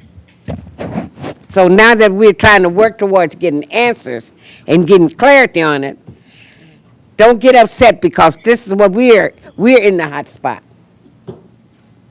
This has went along long enough. Thank you. Commissioner Warren and Commissioner Clark Griffin to follow. Thank you. Commissioner Warren has not spoke all night. Commissioner Warren? Thank you. So when it comes to a utility, we know they're not free. If I use my water, even if I don't get a bill, I know that it's not free, and everybody in here knows that. But I will agree that the bill is a reminder, because we're all human, and even for me, I forget to pay my water bill sometimes, so I'll get a late fee. The late fees are fairly low, so in my opinion, I would be in favor of some kind of help. However, I don't feel like 5 months would be accurate. If I'm hearing correctly, the proposal was starting in February. I do recall residents saying there was an issue receiving their bill. I don't believe I've heard a resident saying they didn't get a bill for 5 full months. So I think it's more like a 2-month issue, and I know that what we're proposing is Mr. Little will work with the Water Payment Center and try to figure that out, because I think it's more like a 2-month thing to discuss. And again, our late fees are extremely low. So if a person has a high, low, high bill, I really don't see how a late fee is going to make their bill significantly higher, because we have extremely low late fees in our city. So just to reiterate, we all know our utilities are not free. So if your bill is not there, you know you're using the utility and you know you owe for it. But it does serve as a reminder. I do agree. So I do think that there should be some kind of relief. I don't believe that a 5-month period is a fair relief. I think it may have been more like 1 or 2 months where the majority of the city had an issue receiving their bill. Thank you. Chair recognizes Commissioner Clark Griffin. First of all, let me just say there has not been motions made in email or no seconds in email. We're very aware of the law. Secondly, I just want to say residents were harmed. The mayor said no residents are harmed. The residents. Point of order, the mayor did not say that. You didn't say it. I did not say I'm not gonna that. argue with you. You did say I did not say that. If residents are not harmed. So I'm saying they are being. Because when they water bill get high, you haven't got bills in months, and then you get a bill and a shut-off notice, that's harm. And then you get a shut-off notice, and then you so much behind, that goes on your taxes. But every resident was not harmed. Point of order. Also, when your water is turned off, your home is considered condemned. So that is harmful. Also, I believe there was a resolution. The city manager said it will become in-house, and he was working with another department, I believe, that's going to do the bill also at Wednesday's meeting. And then they said the city manager should know, and the water department should look at it first and all that. They should already know this. So this is going on for months and months and months. And also getting a bill like a mortgage or internet is different from water, because water bills is from your uses, what you use. And yeah, if you should know you have a water bill, but if you're not getting bills 2 and 3 months, how do you know how much your water is? You got to estimate it. So there is. And also, we can vote on this. Why are they still, the city manager, water department, whoever needs to look and see what the late fees is. That does not stop us from voting tonight. And we are the lawmakers. We can make this law. It's no big deal. I mean, it seems like every time it comes to something to help the resident, something as little as late fees, there's an issue with some up here, but then we can give away everything else. It doesn't make no sense. I waived the water fees. I think it's been kicked down long enough for months and months, and the city manager, like I said, and the water department and whoever involved should already know. They gave the late fees out and the disconnect notice out, so they already know what the fees was. Thank you. Chair recognizes Mayor Pro Tem Turner. So here goes the timeline. So since nobody don't know when I sent the email out, February 9th, 2026. Here was another email, March 24th, 2026, February 8th, 2026. And here go another one, April 10th, 2026, May 2026, June 2nd, 2026, and then we had June 10th, 2026. That's the timeline when I sent emails regarding this some issues. So the city manager, again, per section 3.9, 3.10, he had more than enough time to respond. So Mayor He Pro still Tem, didn't. I have a question. So you're saying residents did not receive a bill for 5 months? Correct. We have a few who did not receive water bills, and they have made it known. They have said they called city manager office, no answer. So that's why, Again, they called Mr. Roland Rice, because in the email, they said, Mr. Turner, don't you send an email, you have them do it. Right, but so that's why I Again. said every resident was not harmed, and the residents who did not receive a bill for 5 months, then something should be mitigated to reduce any harm or issue. But that's not everybody. That's an exception to the rule, but it's not the rule, and that's why we need to have, as you put in your resolution, the staff to work with the Water Payment Center to identify those homes that did not receive a bill, and the calculation should be done, brought back to this commission, and we vote on it. Going to Public Works and Public Safety Committee on July 8th, and he gonna give me a full detail of everybody who behind and everything, because I told him 5:30 p.m. on July 8th. He gonna be the first speaker to speak.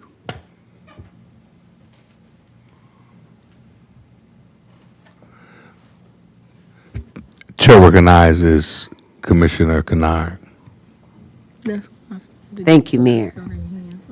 I know that there's a problem because I have been staying current with my bill. I came in and paid my water bill.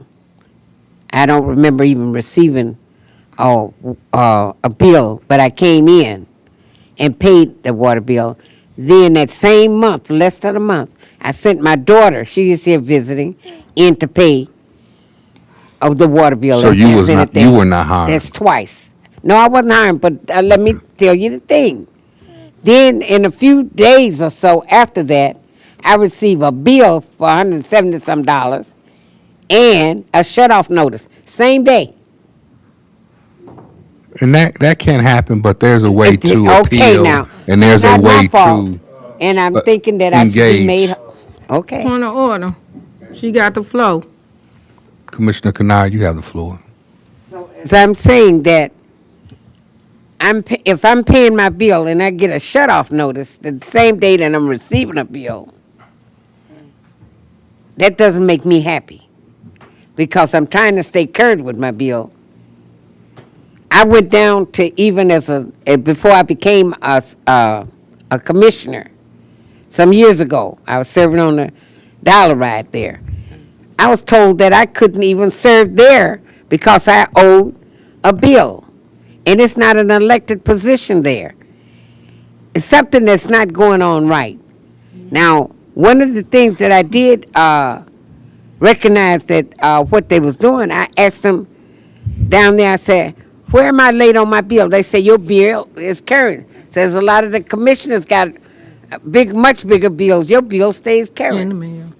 So now, what do you do there? So you see, that's a concern of mine, because it's not right, it's not fair.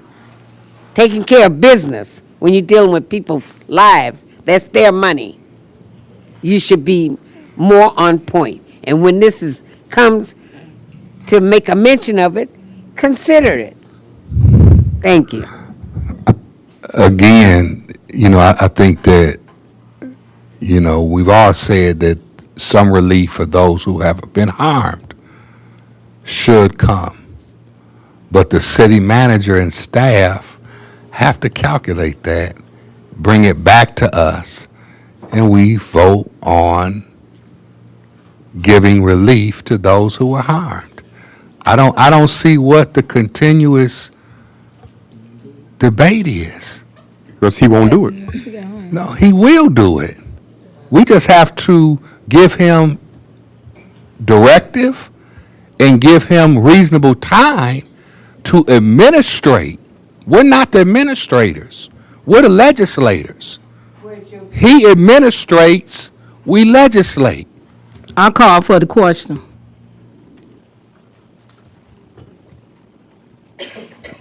Madam Clerk, could you read the resolution? Would you like me to read the memo or the resolution? The resolution. Resolution to temporarily waive current water utility late fees. Whereas the City of Benton Harbor operated a municipal water utility system and is responsible for billing and collection of water service charges. And whereas recent issues related to the city's water billing and distribution of customer bills have resulted in delays, inaccuracies, or disruptions affecting customer accounts. And whereas such disruptions have contributed to the assessment of late fees on water utility customers who may not have had a fair or reasonable opportunity to remit timely payment. And whereas, pursuant to the authority granted under the Michigan Home Rule City Act and applicable local ordinances, the City Commission has the authority to establish, modify, and waive fees associated with municipal services, including administrative charges such as late fees. And whereas, the City Commission recognizes the importance of ensuring fairness, equity, and due process in the administration of utility billing practices. And whereas, providing temporary relief from late fees while maintaining responsibility for base utility charges supports public trust and encourages continued compliance with utility payment obligations. And whereas, the City Commission finds that it is in the best interest of the public health, safety, and welfare of the residents to provide limited and temporary relief to affected residents during the period of identified billing disruption. And now therefore be it resolved that the City of Benton Harbor City Commission hereby authorizes a temporary waiver of current late fees for water utility accounts impacted by billing and payment issues. And now therefore be it further resolved that this waiver shall apply only to late fees incurred on accounts affected during the identified period of billing disruption as determined by the city manager, water payment administrator, and finance director, and shall not forgive or reduce the underlying principal balance owed for water services or future late fees.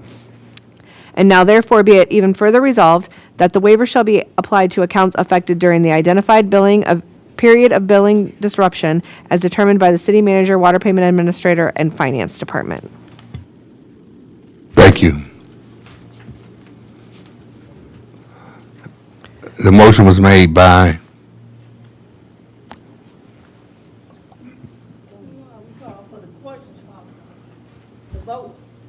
Madam Clerk.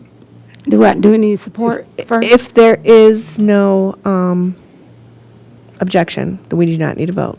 If there is, then we will need a second. You can't, I You second. made the motion. I second it. It's no objection. You wouldn't even gave us a pause. She called for the Okay. question. Motion to call for the question by Commissioner Clark Griffin and supported by Commissioner Fields. Oh, you was going to say something? You was going to object?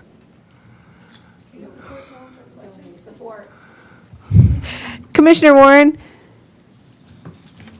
So unfortunately, I don't understand the period of billing or affected residents. So we're voting on something without the people? Okay, so no. Commissioner Clark Griffin? Yes. Commissioner Fields? Yes. Commissioner Henderson? No. Commissioner Henry? Yes. Commissioner Isom? No. Commissioner Kennard? Mayor Pro Tem Turner? Yes. Mayor Mohammed? Yes. Motion carried. This brings us to staff comment. Chair recognizes Public Safety Director, Deputy Clark. Nothing this evening, sir. Chair recognizes the City Attorney, Attorney Seneca. No report tonight, Honorable Mayor. The Chair recognizes Assistant City Manager, City Clerk Moore. Thank you. I would like to give an update on the upcoming August 4th primary election because it will be here in no time. As you all know, the city is part of a countywide agreement with Berrien County for early voting for the 9 days prior to the state and federal elections only, is that when that takes place. Berrien County has moved their early voting location for 2026.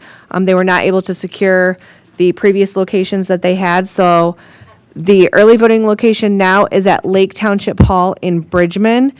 For the August 4th primary, that takes place July 25th through August 2nd.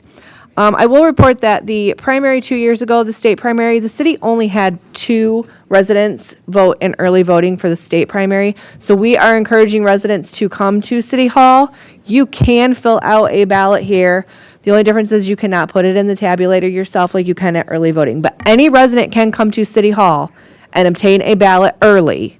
They do not have to wait until Election Day to vote. They have until 4 p.m. the day prior to the election to receive an absentee ballot. They can call us. We can send them an application if they're not on the ballot list. So there are ways for residents to vote early. You do not have to go to Bridgman to the early voting site. You can do it here in City Hall. And those ballots will be available at City Hall June 25th. Thank you. Chair recognizes City Manager Little. Thank you. I would just like to correct something that was stated earlier incorrectly. When the Mayor Pro Tem came on 2nd of January, and a month later, as he indicated, asked a question to me about finding out, and this was the question that was given to me, find out why some people are not getting their water bills. What was said to me is it thought something was happening in terms of our billing. We checked with the post office here locally. The post office here said we send out everything that comes to us from Grand Rapids. We checked with Grand Rapids, and they said they didn't know what the problem was. Everybody knows that there have been mail problems everywhere, not just here. And when I got and I reported that back, that was what was told to us. The question then was raised about the billing company, and we looked into that, found out that the billing company appeared to have mailed out everything that was given, because when they mail them out, they send a list here for Lisa to go through to check and follow up on. We don't know exactly where in the mail system the problem was. It didn't have anything to do with anything that we were doing. As a matter of fact, they've got a box down there of envelopes that came back from the mail system to us, and some 2 months to get back to us. So the question continued to escalate over the time period, and we continued to look at different things, because then the question came about the differences in the bills, and we started to look into that. But everybody didn't fail to get a bill. Some people did. It was not the same person every time. So that's that. I just wanted to clarify that particular point. Thank you, Mr. Manager. Chair recognizes Commissioner Kennard.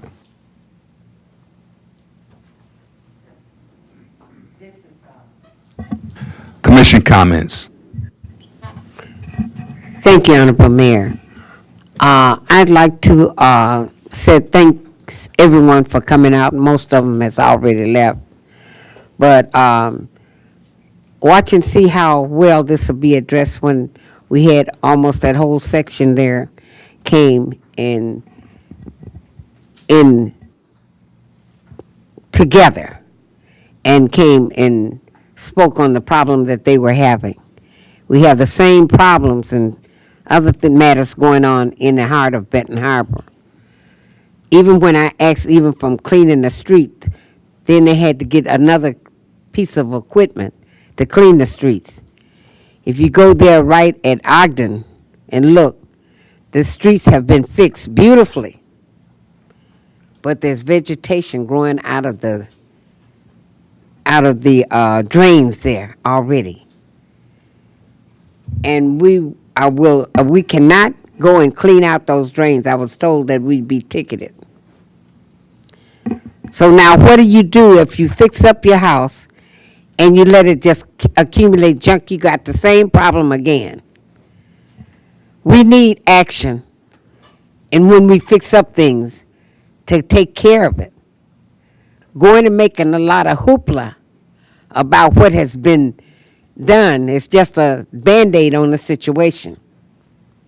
We need to take actions and have a follow-up and take care of business of our city. So this is from the managing. I can't go and overstep my boundaries and tell you what to do, but you should know your job because you are managing the city. So the head persons are to take their positions and do it, and we won't have anything to complain about. Thank you all, and you all have a wonderful week. Chair recognizes Commissioner Clark Griffin. I'd like to thank everybody for coming out and everybody's that's listening tonight. My heart is full. We had a wonderful 9th annual Juneteenth parade and celebration as we promised, bigger and better every year. Some great things was happening, the performers, the awards, the band, we parade participants. We had the Jeep that came. They came all the way from South Bend. All those nice Jeeps that you saw, the luxury Corvette, those was all the way from Detroit.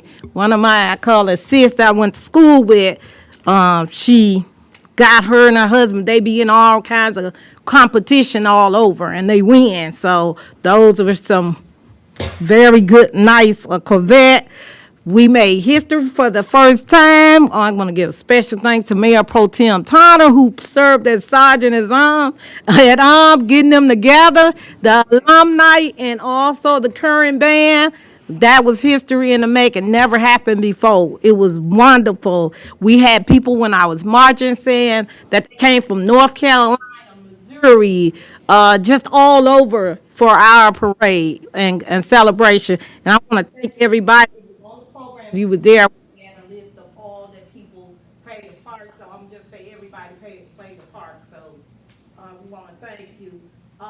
Next Saturday, which is June the 27th, I'm having them a women event called Women Celebrating Women, celebrating the whole meeting. So we're going to talk about self-love, self-care, self-compassion, empowerment, entrepreneur, networking. Commissioner Fields will be doing the meditation. Commissioner Kanai will be giving some words of encouragement. And I believe Commissioner Henry is going to be there also. We're going to have food activities, speakers, giveaways, comfort food, gift bag, the work. And I'm putting this all myself. No donations. So I'm doing this to show love to the community. Because women, we don't celebrate ourselves like we need to. We worry about everybody else. We try to make sure everybody else okay. Well, we're going to just come. It's going to be purple and gold. Purple for royalty, gold for luxury. So just come and you that invite, come and enjoy yourself. We're going to have activities. It's going to be all kinds of treats going on just from me. And it wasn't cheap, you guys, but that's because I love you guys. Also, August 22nd is going to be my 5th annual Four Port Alliance Resource Fair Community Giveaway Fall Cleanup. As you know, there's vendors. I have vendors. resources, all kinds of resources that's available. Real food, backpacks filled with school supplies, houseware, shoes, clothes, personal hygiene, whatever you need. Fire trucks there, giving out carbon monoxide detectors, smoke detectors. Crowd is always there. They're being in every one with activities for the kids. We have all kinds of residents. Commissioner Fields, this is going to be her second time. She's going to be there with total wellness. So it's going to be a great time, and that is open to the whole community. And you've probably seen flyers all over the place, hung up in different businesses, also online. So, yeah, looking forward. Again, soon I'll be doing some events for the teenagers, teenage girls, and then also next teenage boys. So, take a lot of work. I'm putting a lot of work in, but it's well worth it. And I just want to make sure everybody lives a good quality of life. Have a good night. Thank you. Chair recognizes Commissioner at Large Fields. Thank you. Yeah, for those that came out, those that are still here, those with repeated comments, and means of accountability. And we actually need to take note, like Commissioner Kennard stated, that a coalition was set up for a need, whether we agree or feel as though theirs is more prevalent. It's power in numbers, it is the organization, it is being united for a cause, and whatever that cause is. And so along those lines, it makes me think about the fact that residents have different plights, and we don't know what an individual's issue is in life and how a circumstance may be affecting them. But when residents speak up and speak out and we don't respond, it's a problem. It's a disservice, whether you're a commissioner or whoever. And if you guys can recall, the reason I became involved is because of such situations where advocacy was stalled due to not being necessarily in a certain position and things of that nature. But the question should happen, and the advocacy should happen. The transparency and ultimately accountability of staff that we are responsible for should exist. The energy that we show in regards to not giving, say, for example, a water relief should be magnified when we are being asked for, again, $1.7 million. And then we can't ignore the fact that prior to the new individuals coming in, the new commissioners coming in, it had been passed. What was it, 420, 450 the first time? What was that, March, June? It was 800,000. And then the final one was either the 450 or 420. I mixed those two up. But what I'm stressing is that there was no items as to, or, billing or AP or whatnot as to what it would be spent on.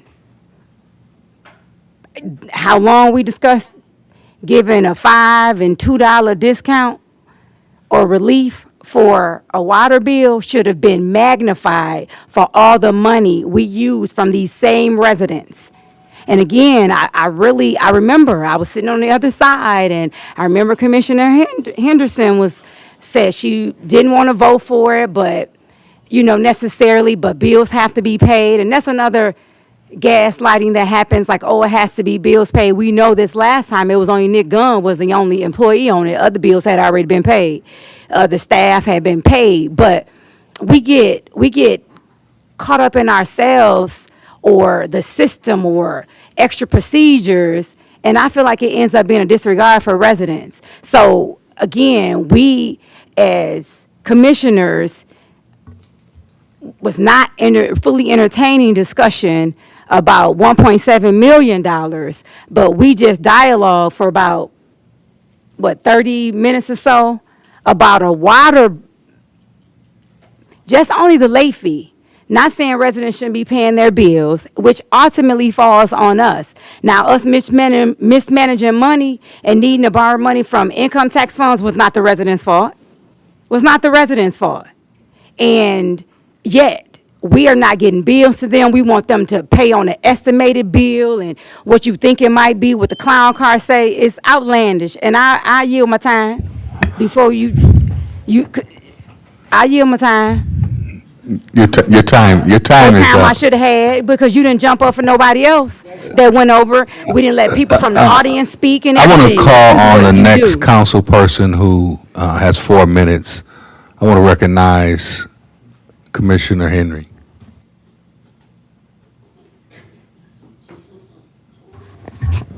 I give my time to Commissioner Fields. You probably got more than I want to say. The chair declines that. It's your time to speak. Each commissioner has 4 minutes to report. All right. Well, I'm just going to thank the citizens for coming down. Thank you, and watching us do what we did today. And I want to thank my colleagues for voting for the people. And good things are coming as long as we voting for the people.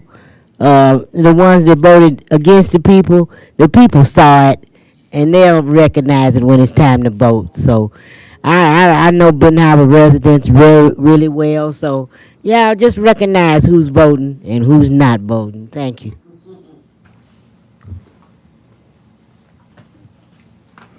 Chair recognizes Mayor Pro Tem Turner. Thank you. So first, I want to congratulate Benton Harbor Department of Public Safety on their new pump truck that was delivered a couple days after we voted on it. The ladder truck went out today, so we no longer have our ladder truck, but congratulations to all the administrative staff and public safety. Mr. Little, I'm hoping that we get that Bobcat. We start doing our community cleanup. Mr. Commissioner Isom, I'm still waiting on the city manager evaluation. I sent you 3 emails, no response. Also retreat, no response. A big congratulations to Juneteenth parade, but I also want to stop for a second and thank Deputy Clark because he made sure his officers was out there on the road with us. He put 4 officers on the road, but he made sure we had 3 officers that was on that parade route. So thank you, Deputy Clark, for making sure that happened. He made sure that we had more patrol cars than normal. They also want me to tell the mayor thank you for the proclamations, but it was a long night service. I love church, but not that long. So they wanted me to tell you thank you for that. And then for all the all the commissioners who have not received their cell phone, Deputy Clark is waiting for y'all so we can get our business cards. Y'all have us on hold. So he has been waiting almost 2 months. Y'all been slacking. Commissioner Isom. So, thank you. I want to recognize Commissioner Warren. Thank you, Honorable Mayor. I would like to thank everyone for coming and for those who are watching. First comment will be about some wider opportunities I mentioned, I think it was last meeting. We have our younger students, 10 and older, started their workforce development program today, and that is a paid program that I've done the last 3 or 4 summers, where youth, most of them too young to get a real job, are able to learn different careers, and they are being paid. Shout out to Horizon Bank because they are matching the salaries this summer, so our youth will have a lot of school clothes money, so that's pretty exciting to get paid while you are learning. Second year is the Abin program. So last year wasn't that successful. A lot of the students who were selected did not show up, so we had massive absenteeism. So we have a different group of high school students this year. Most have an interest in engineering, so I'm hoping it'll be more successful. It is not easy filling these couple slots, so if anyone knows of any high school students that are interested in engineering, please let me know, because I would love for them to do the program next summer. This is a program, again, that they will receive a stipend, and they are paired with different roles in Abin March, from engineering to surveying. So hopefully some of the youth will major or study those fields, and we can see them out working in our community. Next up, just a reminder, I did mention it at our last meeting, I'll get flyers made. The community yard sale will be August 8th and 9th this year, and that is at Mayor Emma Hull's property on Pipestone. The street is fixed now, so we anticipate it being very successful like it was our first year. Last year was a little tough with the construction, so I will get flyers made. It is a community event, but everyone is welcome throughout the city of Benton Harbor. You don't have to live in the second ward to participate. Next up, regarding voting and the citizens looking at how we vote. Again, we are elected to do the right thing for the city, and we are given information, and we review that information as we see fit. So if a person didn't vote the way you want, logically, you should want to know why and educate yourself to know why. One other thing I would say is I would love for the public to be educated on fixed fees on your water bill, because even if you are not at home, you will still get a bill because there's some fixed fees on there. So it would be nice if there was some kind of way we could educate the public on water bills, because I think that will alleviate some of the confusion.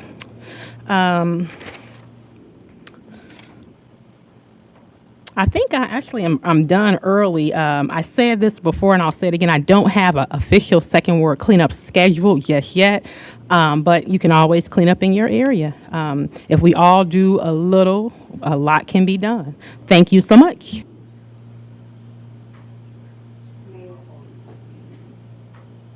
Chair recognizes Commissioner Isom.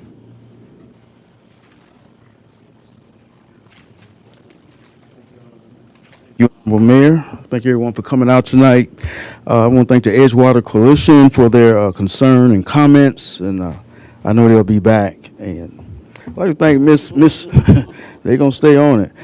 Thank you, Miss Reynolds. I know she left now with her kind comments and her concerns and for the city, her love for the city. The Juneteenth event was great. Man, that was good. I kind of eat too much when I go down there, though. There's some food, man. But you get to see the people and just being all the people and the Juneteenth colors and little babies running around. Miss Fields, Commissioner Fields had a little, and just to see the children. But the people coming together. I seen Mayor Pro Tem running around. He hit my hand. He's busy, man, just running around doing stuff. But it was a great event, the parade and just the music. Great job, Commissioner, on what you do. With your event coming up next week, I know it's for all women, but can I get a plate, you think?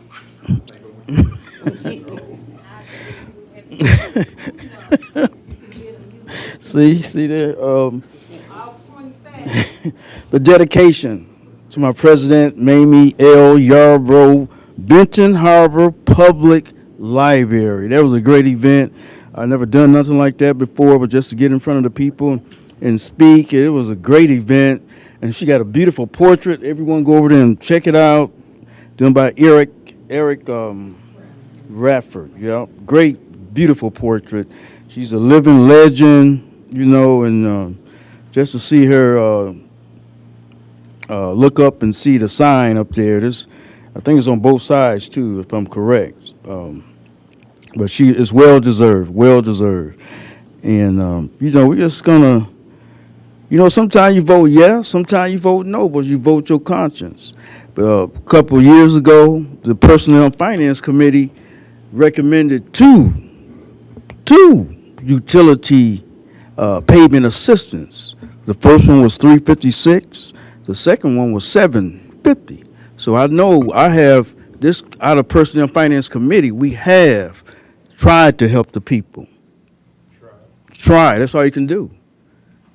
Sometimes you got to take care of yourself. But we try to stimulate the people to pay, you know, And but we'll see the numbers Wednesday at the Personnel and Finance Committee and see where we at with the balance of the unpaid water bills. We'll see if they're going down or up. So I thank Ms. Gwen Swanigan for coming. I did get your email about the Board of Review. Thank you. I know you've been pushing that real hard, and thank you. So one thing, you're just going to keep, every time I get on the mic, man, I'm trying to get 4 minutes. That's all I want to do. I want Ms. Kennard to get a finance director. I'm gonna bless you. Finance director. If we could respect, people's time. Yep. It is a government meeting. It's not shucking and jiving, so let's please keep the decorum. Yes. So I'm Commissioner Edward Isom, and I thank everybody for coming tonight.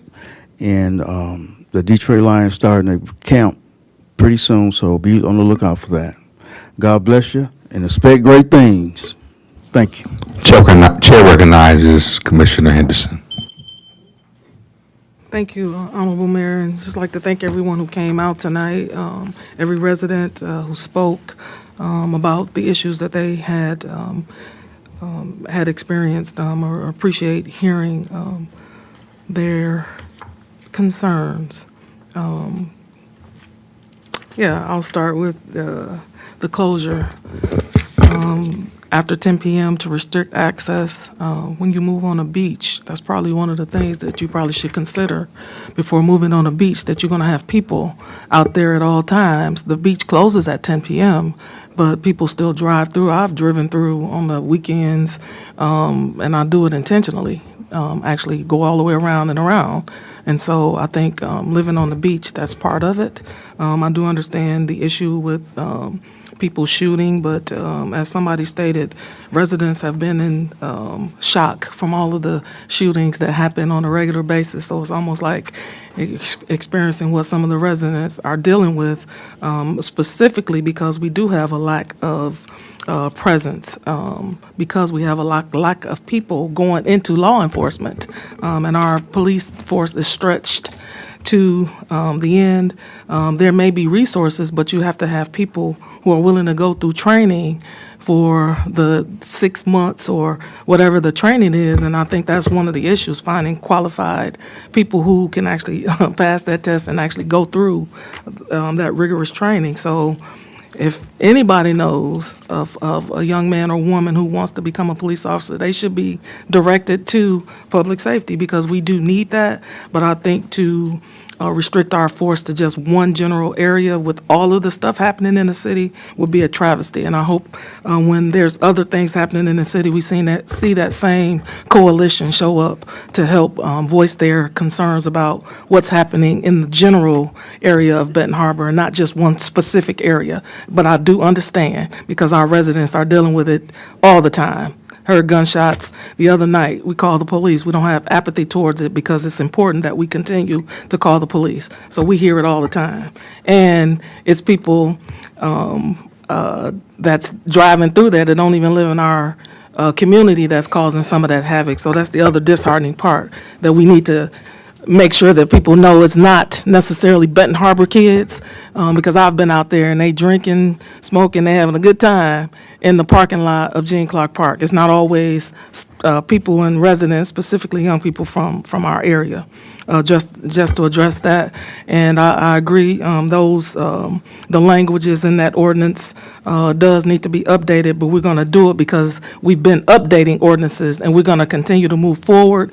But we're not going to stop that progress of updating all of our ordinances, as our wonderful public safety and the code compliance has been doing, and we're going to continue to do that and to move forward. In terms of the water bills and all of that, I'm one of those residents who've consistently paid a water bill, so I'm a part of that 1.7 million that got collected in the city of Benton Harbor. And I'll tell people, my husband and I, we chose to purchase our home here. We chose to buy here. We didn't have to buy in the city of Benton Harbor. We could have chose to live someplace else. But we know what the value of our city is, whether people do or not. I understand. I'm 3 minutes from the beach. I can ride my bike. I can get in my car 3 minutes from the beach. And so I'm not going anywhere. I'm going to stay in the city of Benton Harbor and to help improve it, which is why I was elected. I'm going to continue to do that. And unity is a great thing in the city of Benton Harbor, and for us to have. I just heard invitations go out to an event, and I'm a sitting commissioner too, and I didn't get one. And I ain't offended about it, but we talk about unity in a small form, but it matters. And so, yeah, we talk about unity, and in this role, you have to have armor as a weapon, because people say and do all kinds of things. You got to have armor. You can't be easily offended in this business because people say all kind of crazy stuff without having the facts or all the information. But our job is to give people the facts behind the why of stuff. My time is running out. Congratulations on the dedication. The Juneteenth parade was amazing. I've had the opportunity to attend every year, and it's amazing. So thank you. Thank you, Commissioner. I'd like to thank everyone for coming out. Tonight, we passed some amazing legislative resolutions to the tune of over $127 million, $52 million toward the renovation of bus projects and Harbor Towers, which is a long time coming. And this group, this city manager,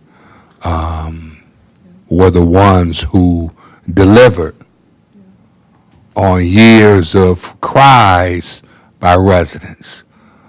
So I hope that that's not lost in the sauce of all the other things that have been talked about tonight. People will be, the least of our residents will be helped tonight because we voted to make it happen. 75 million, Benton Harbor is going into the digital age where we will be the capital of high-speed internet, which AI, what you're looking at today, will not be what you see tomorrow. I was just in Phoenix, and AI will not only change public safety, it's going to change education, it's going to change health, it's going to change real estate, it's going to change administration, it's going to change law, it's going to change everything. Well, hopefully it start there. Because one thing AI is going to do is provide information and education, and that's where the real change begins right here. We just have to stay ahead of it as a government and a community.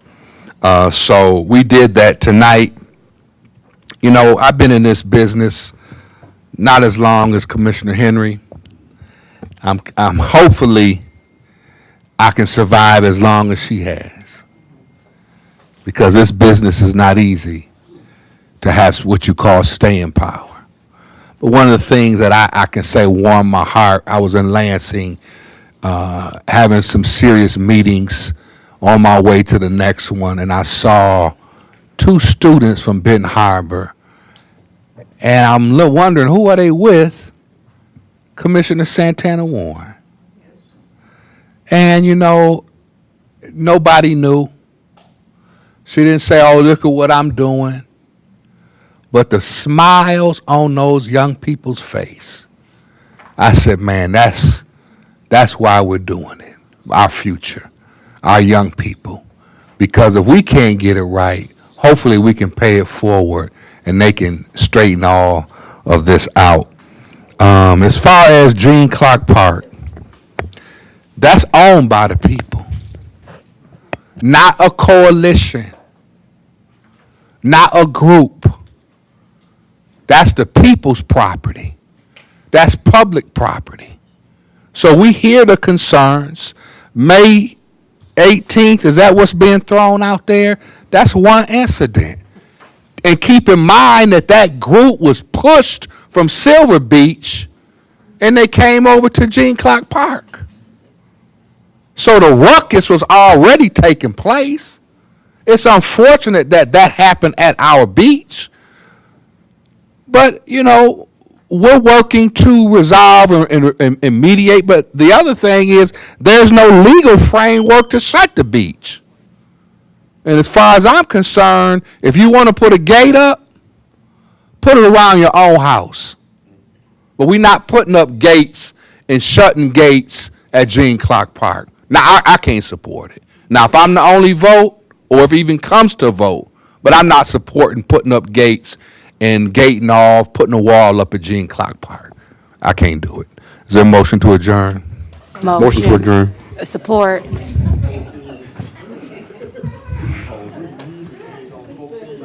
Commissioner Clark Griffin? Yes. Commissioner Fields? Yes. Commissioner Henderson? Commissioner Henry? Commissioner Isom? Yes. Commissioner Kennard? Commissioner Warren?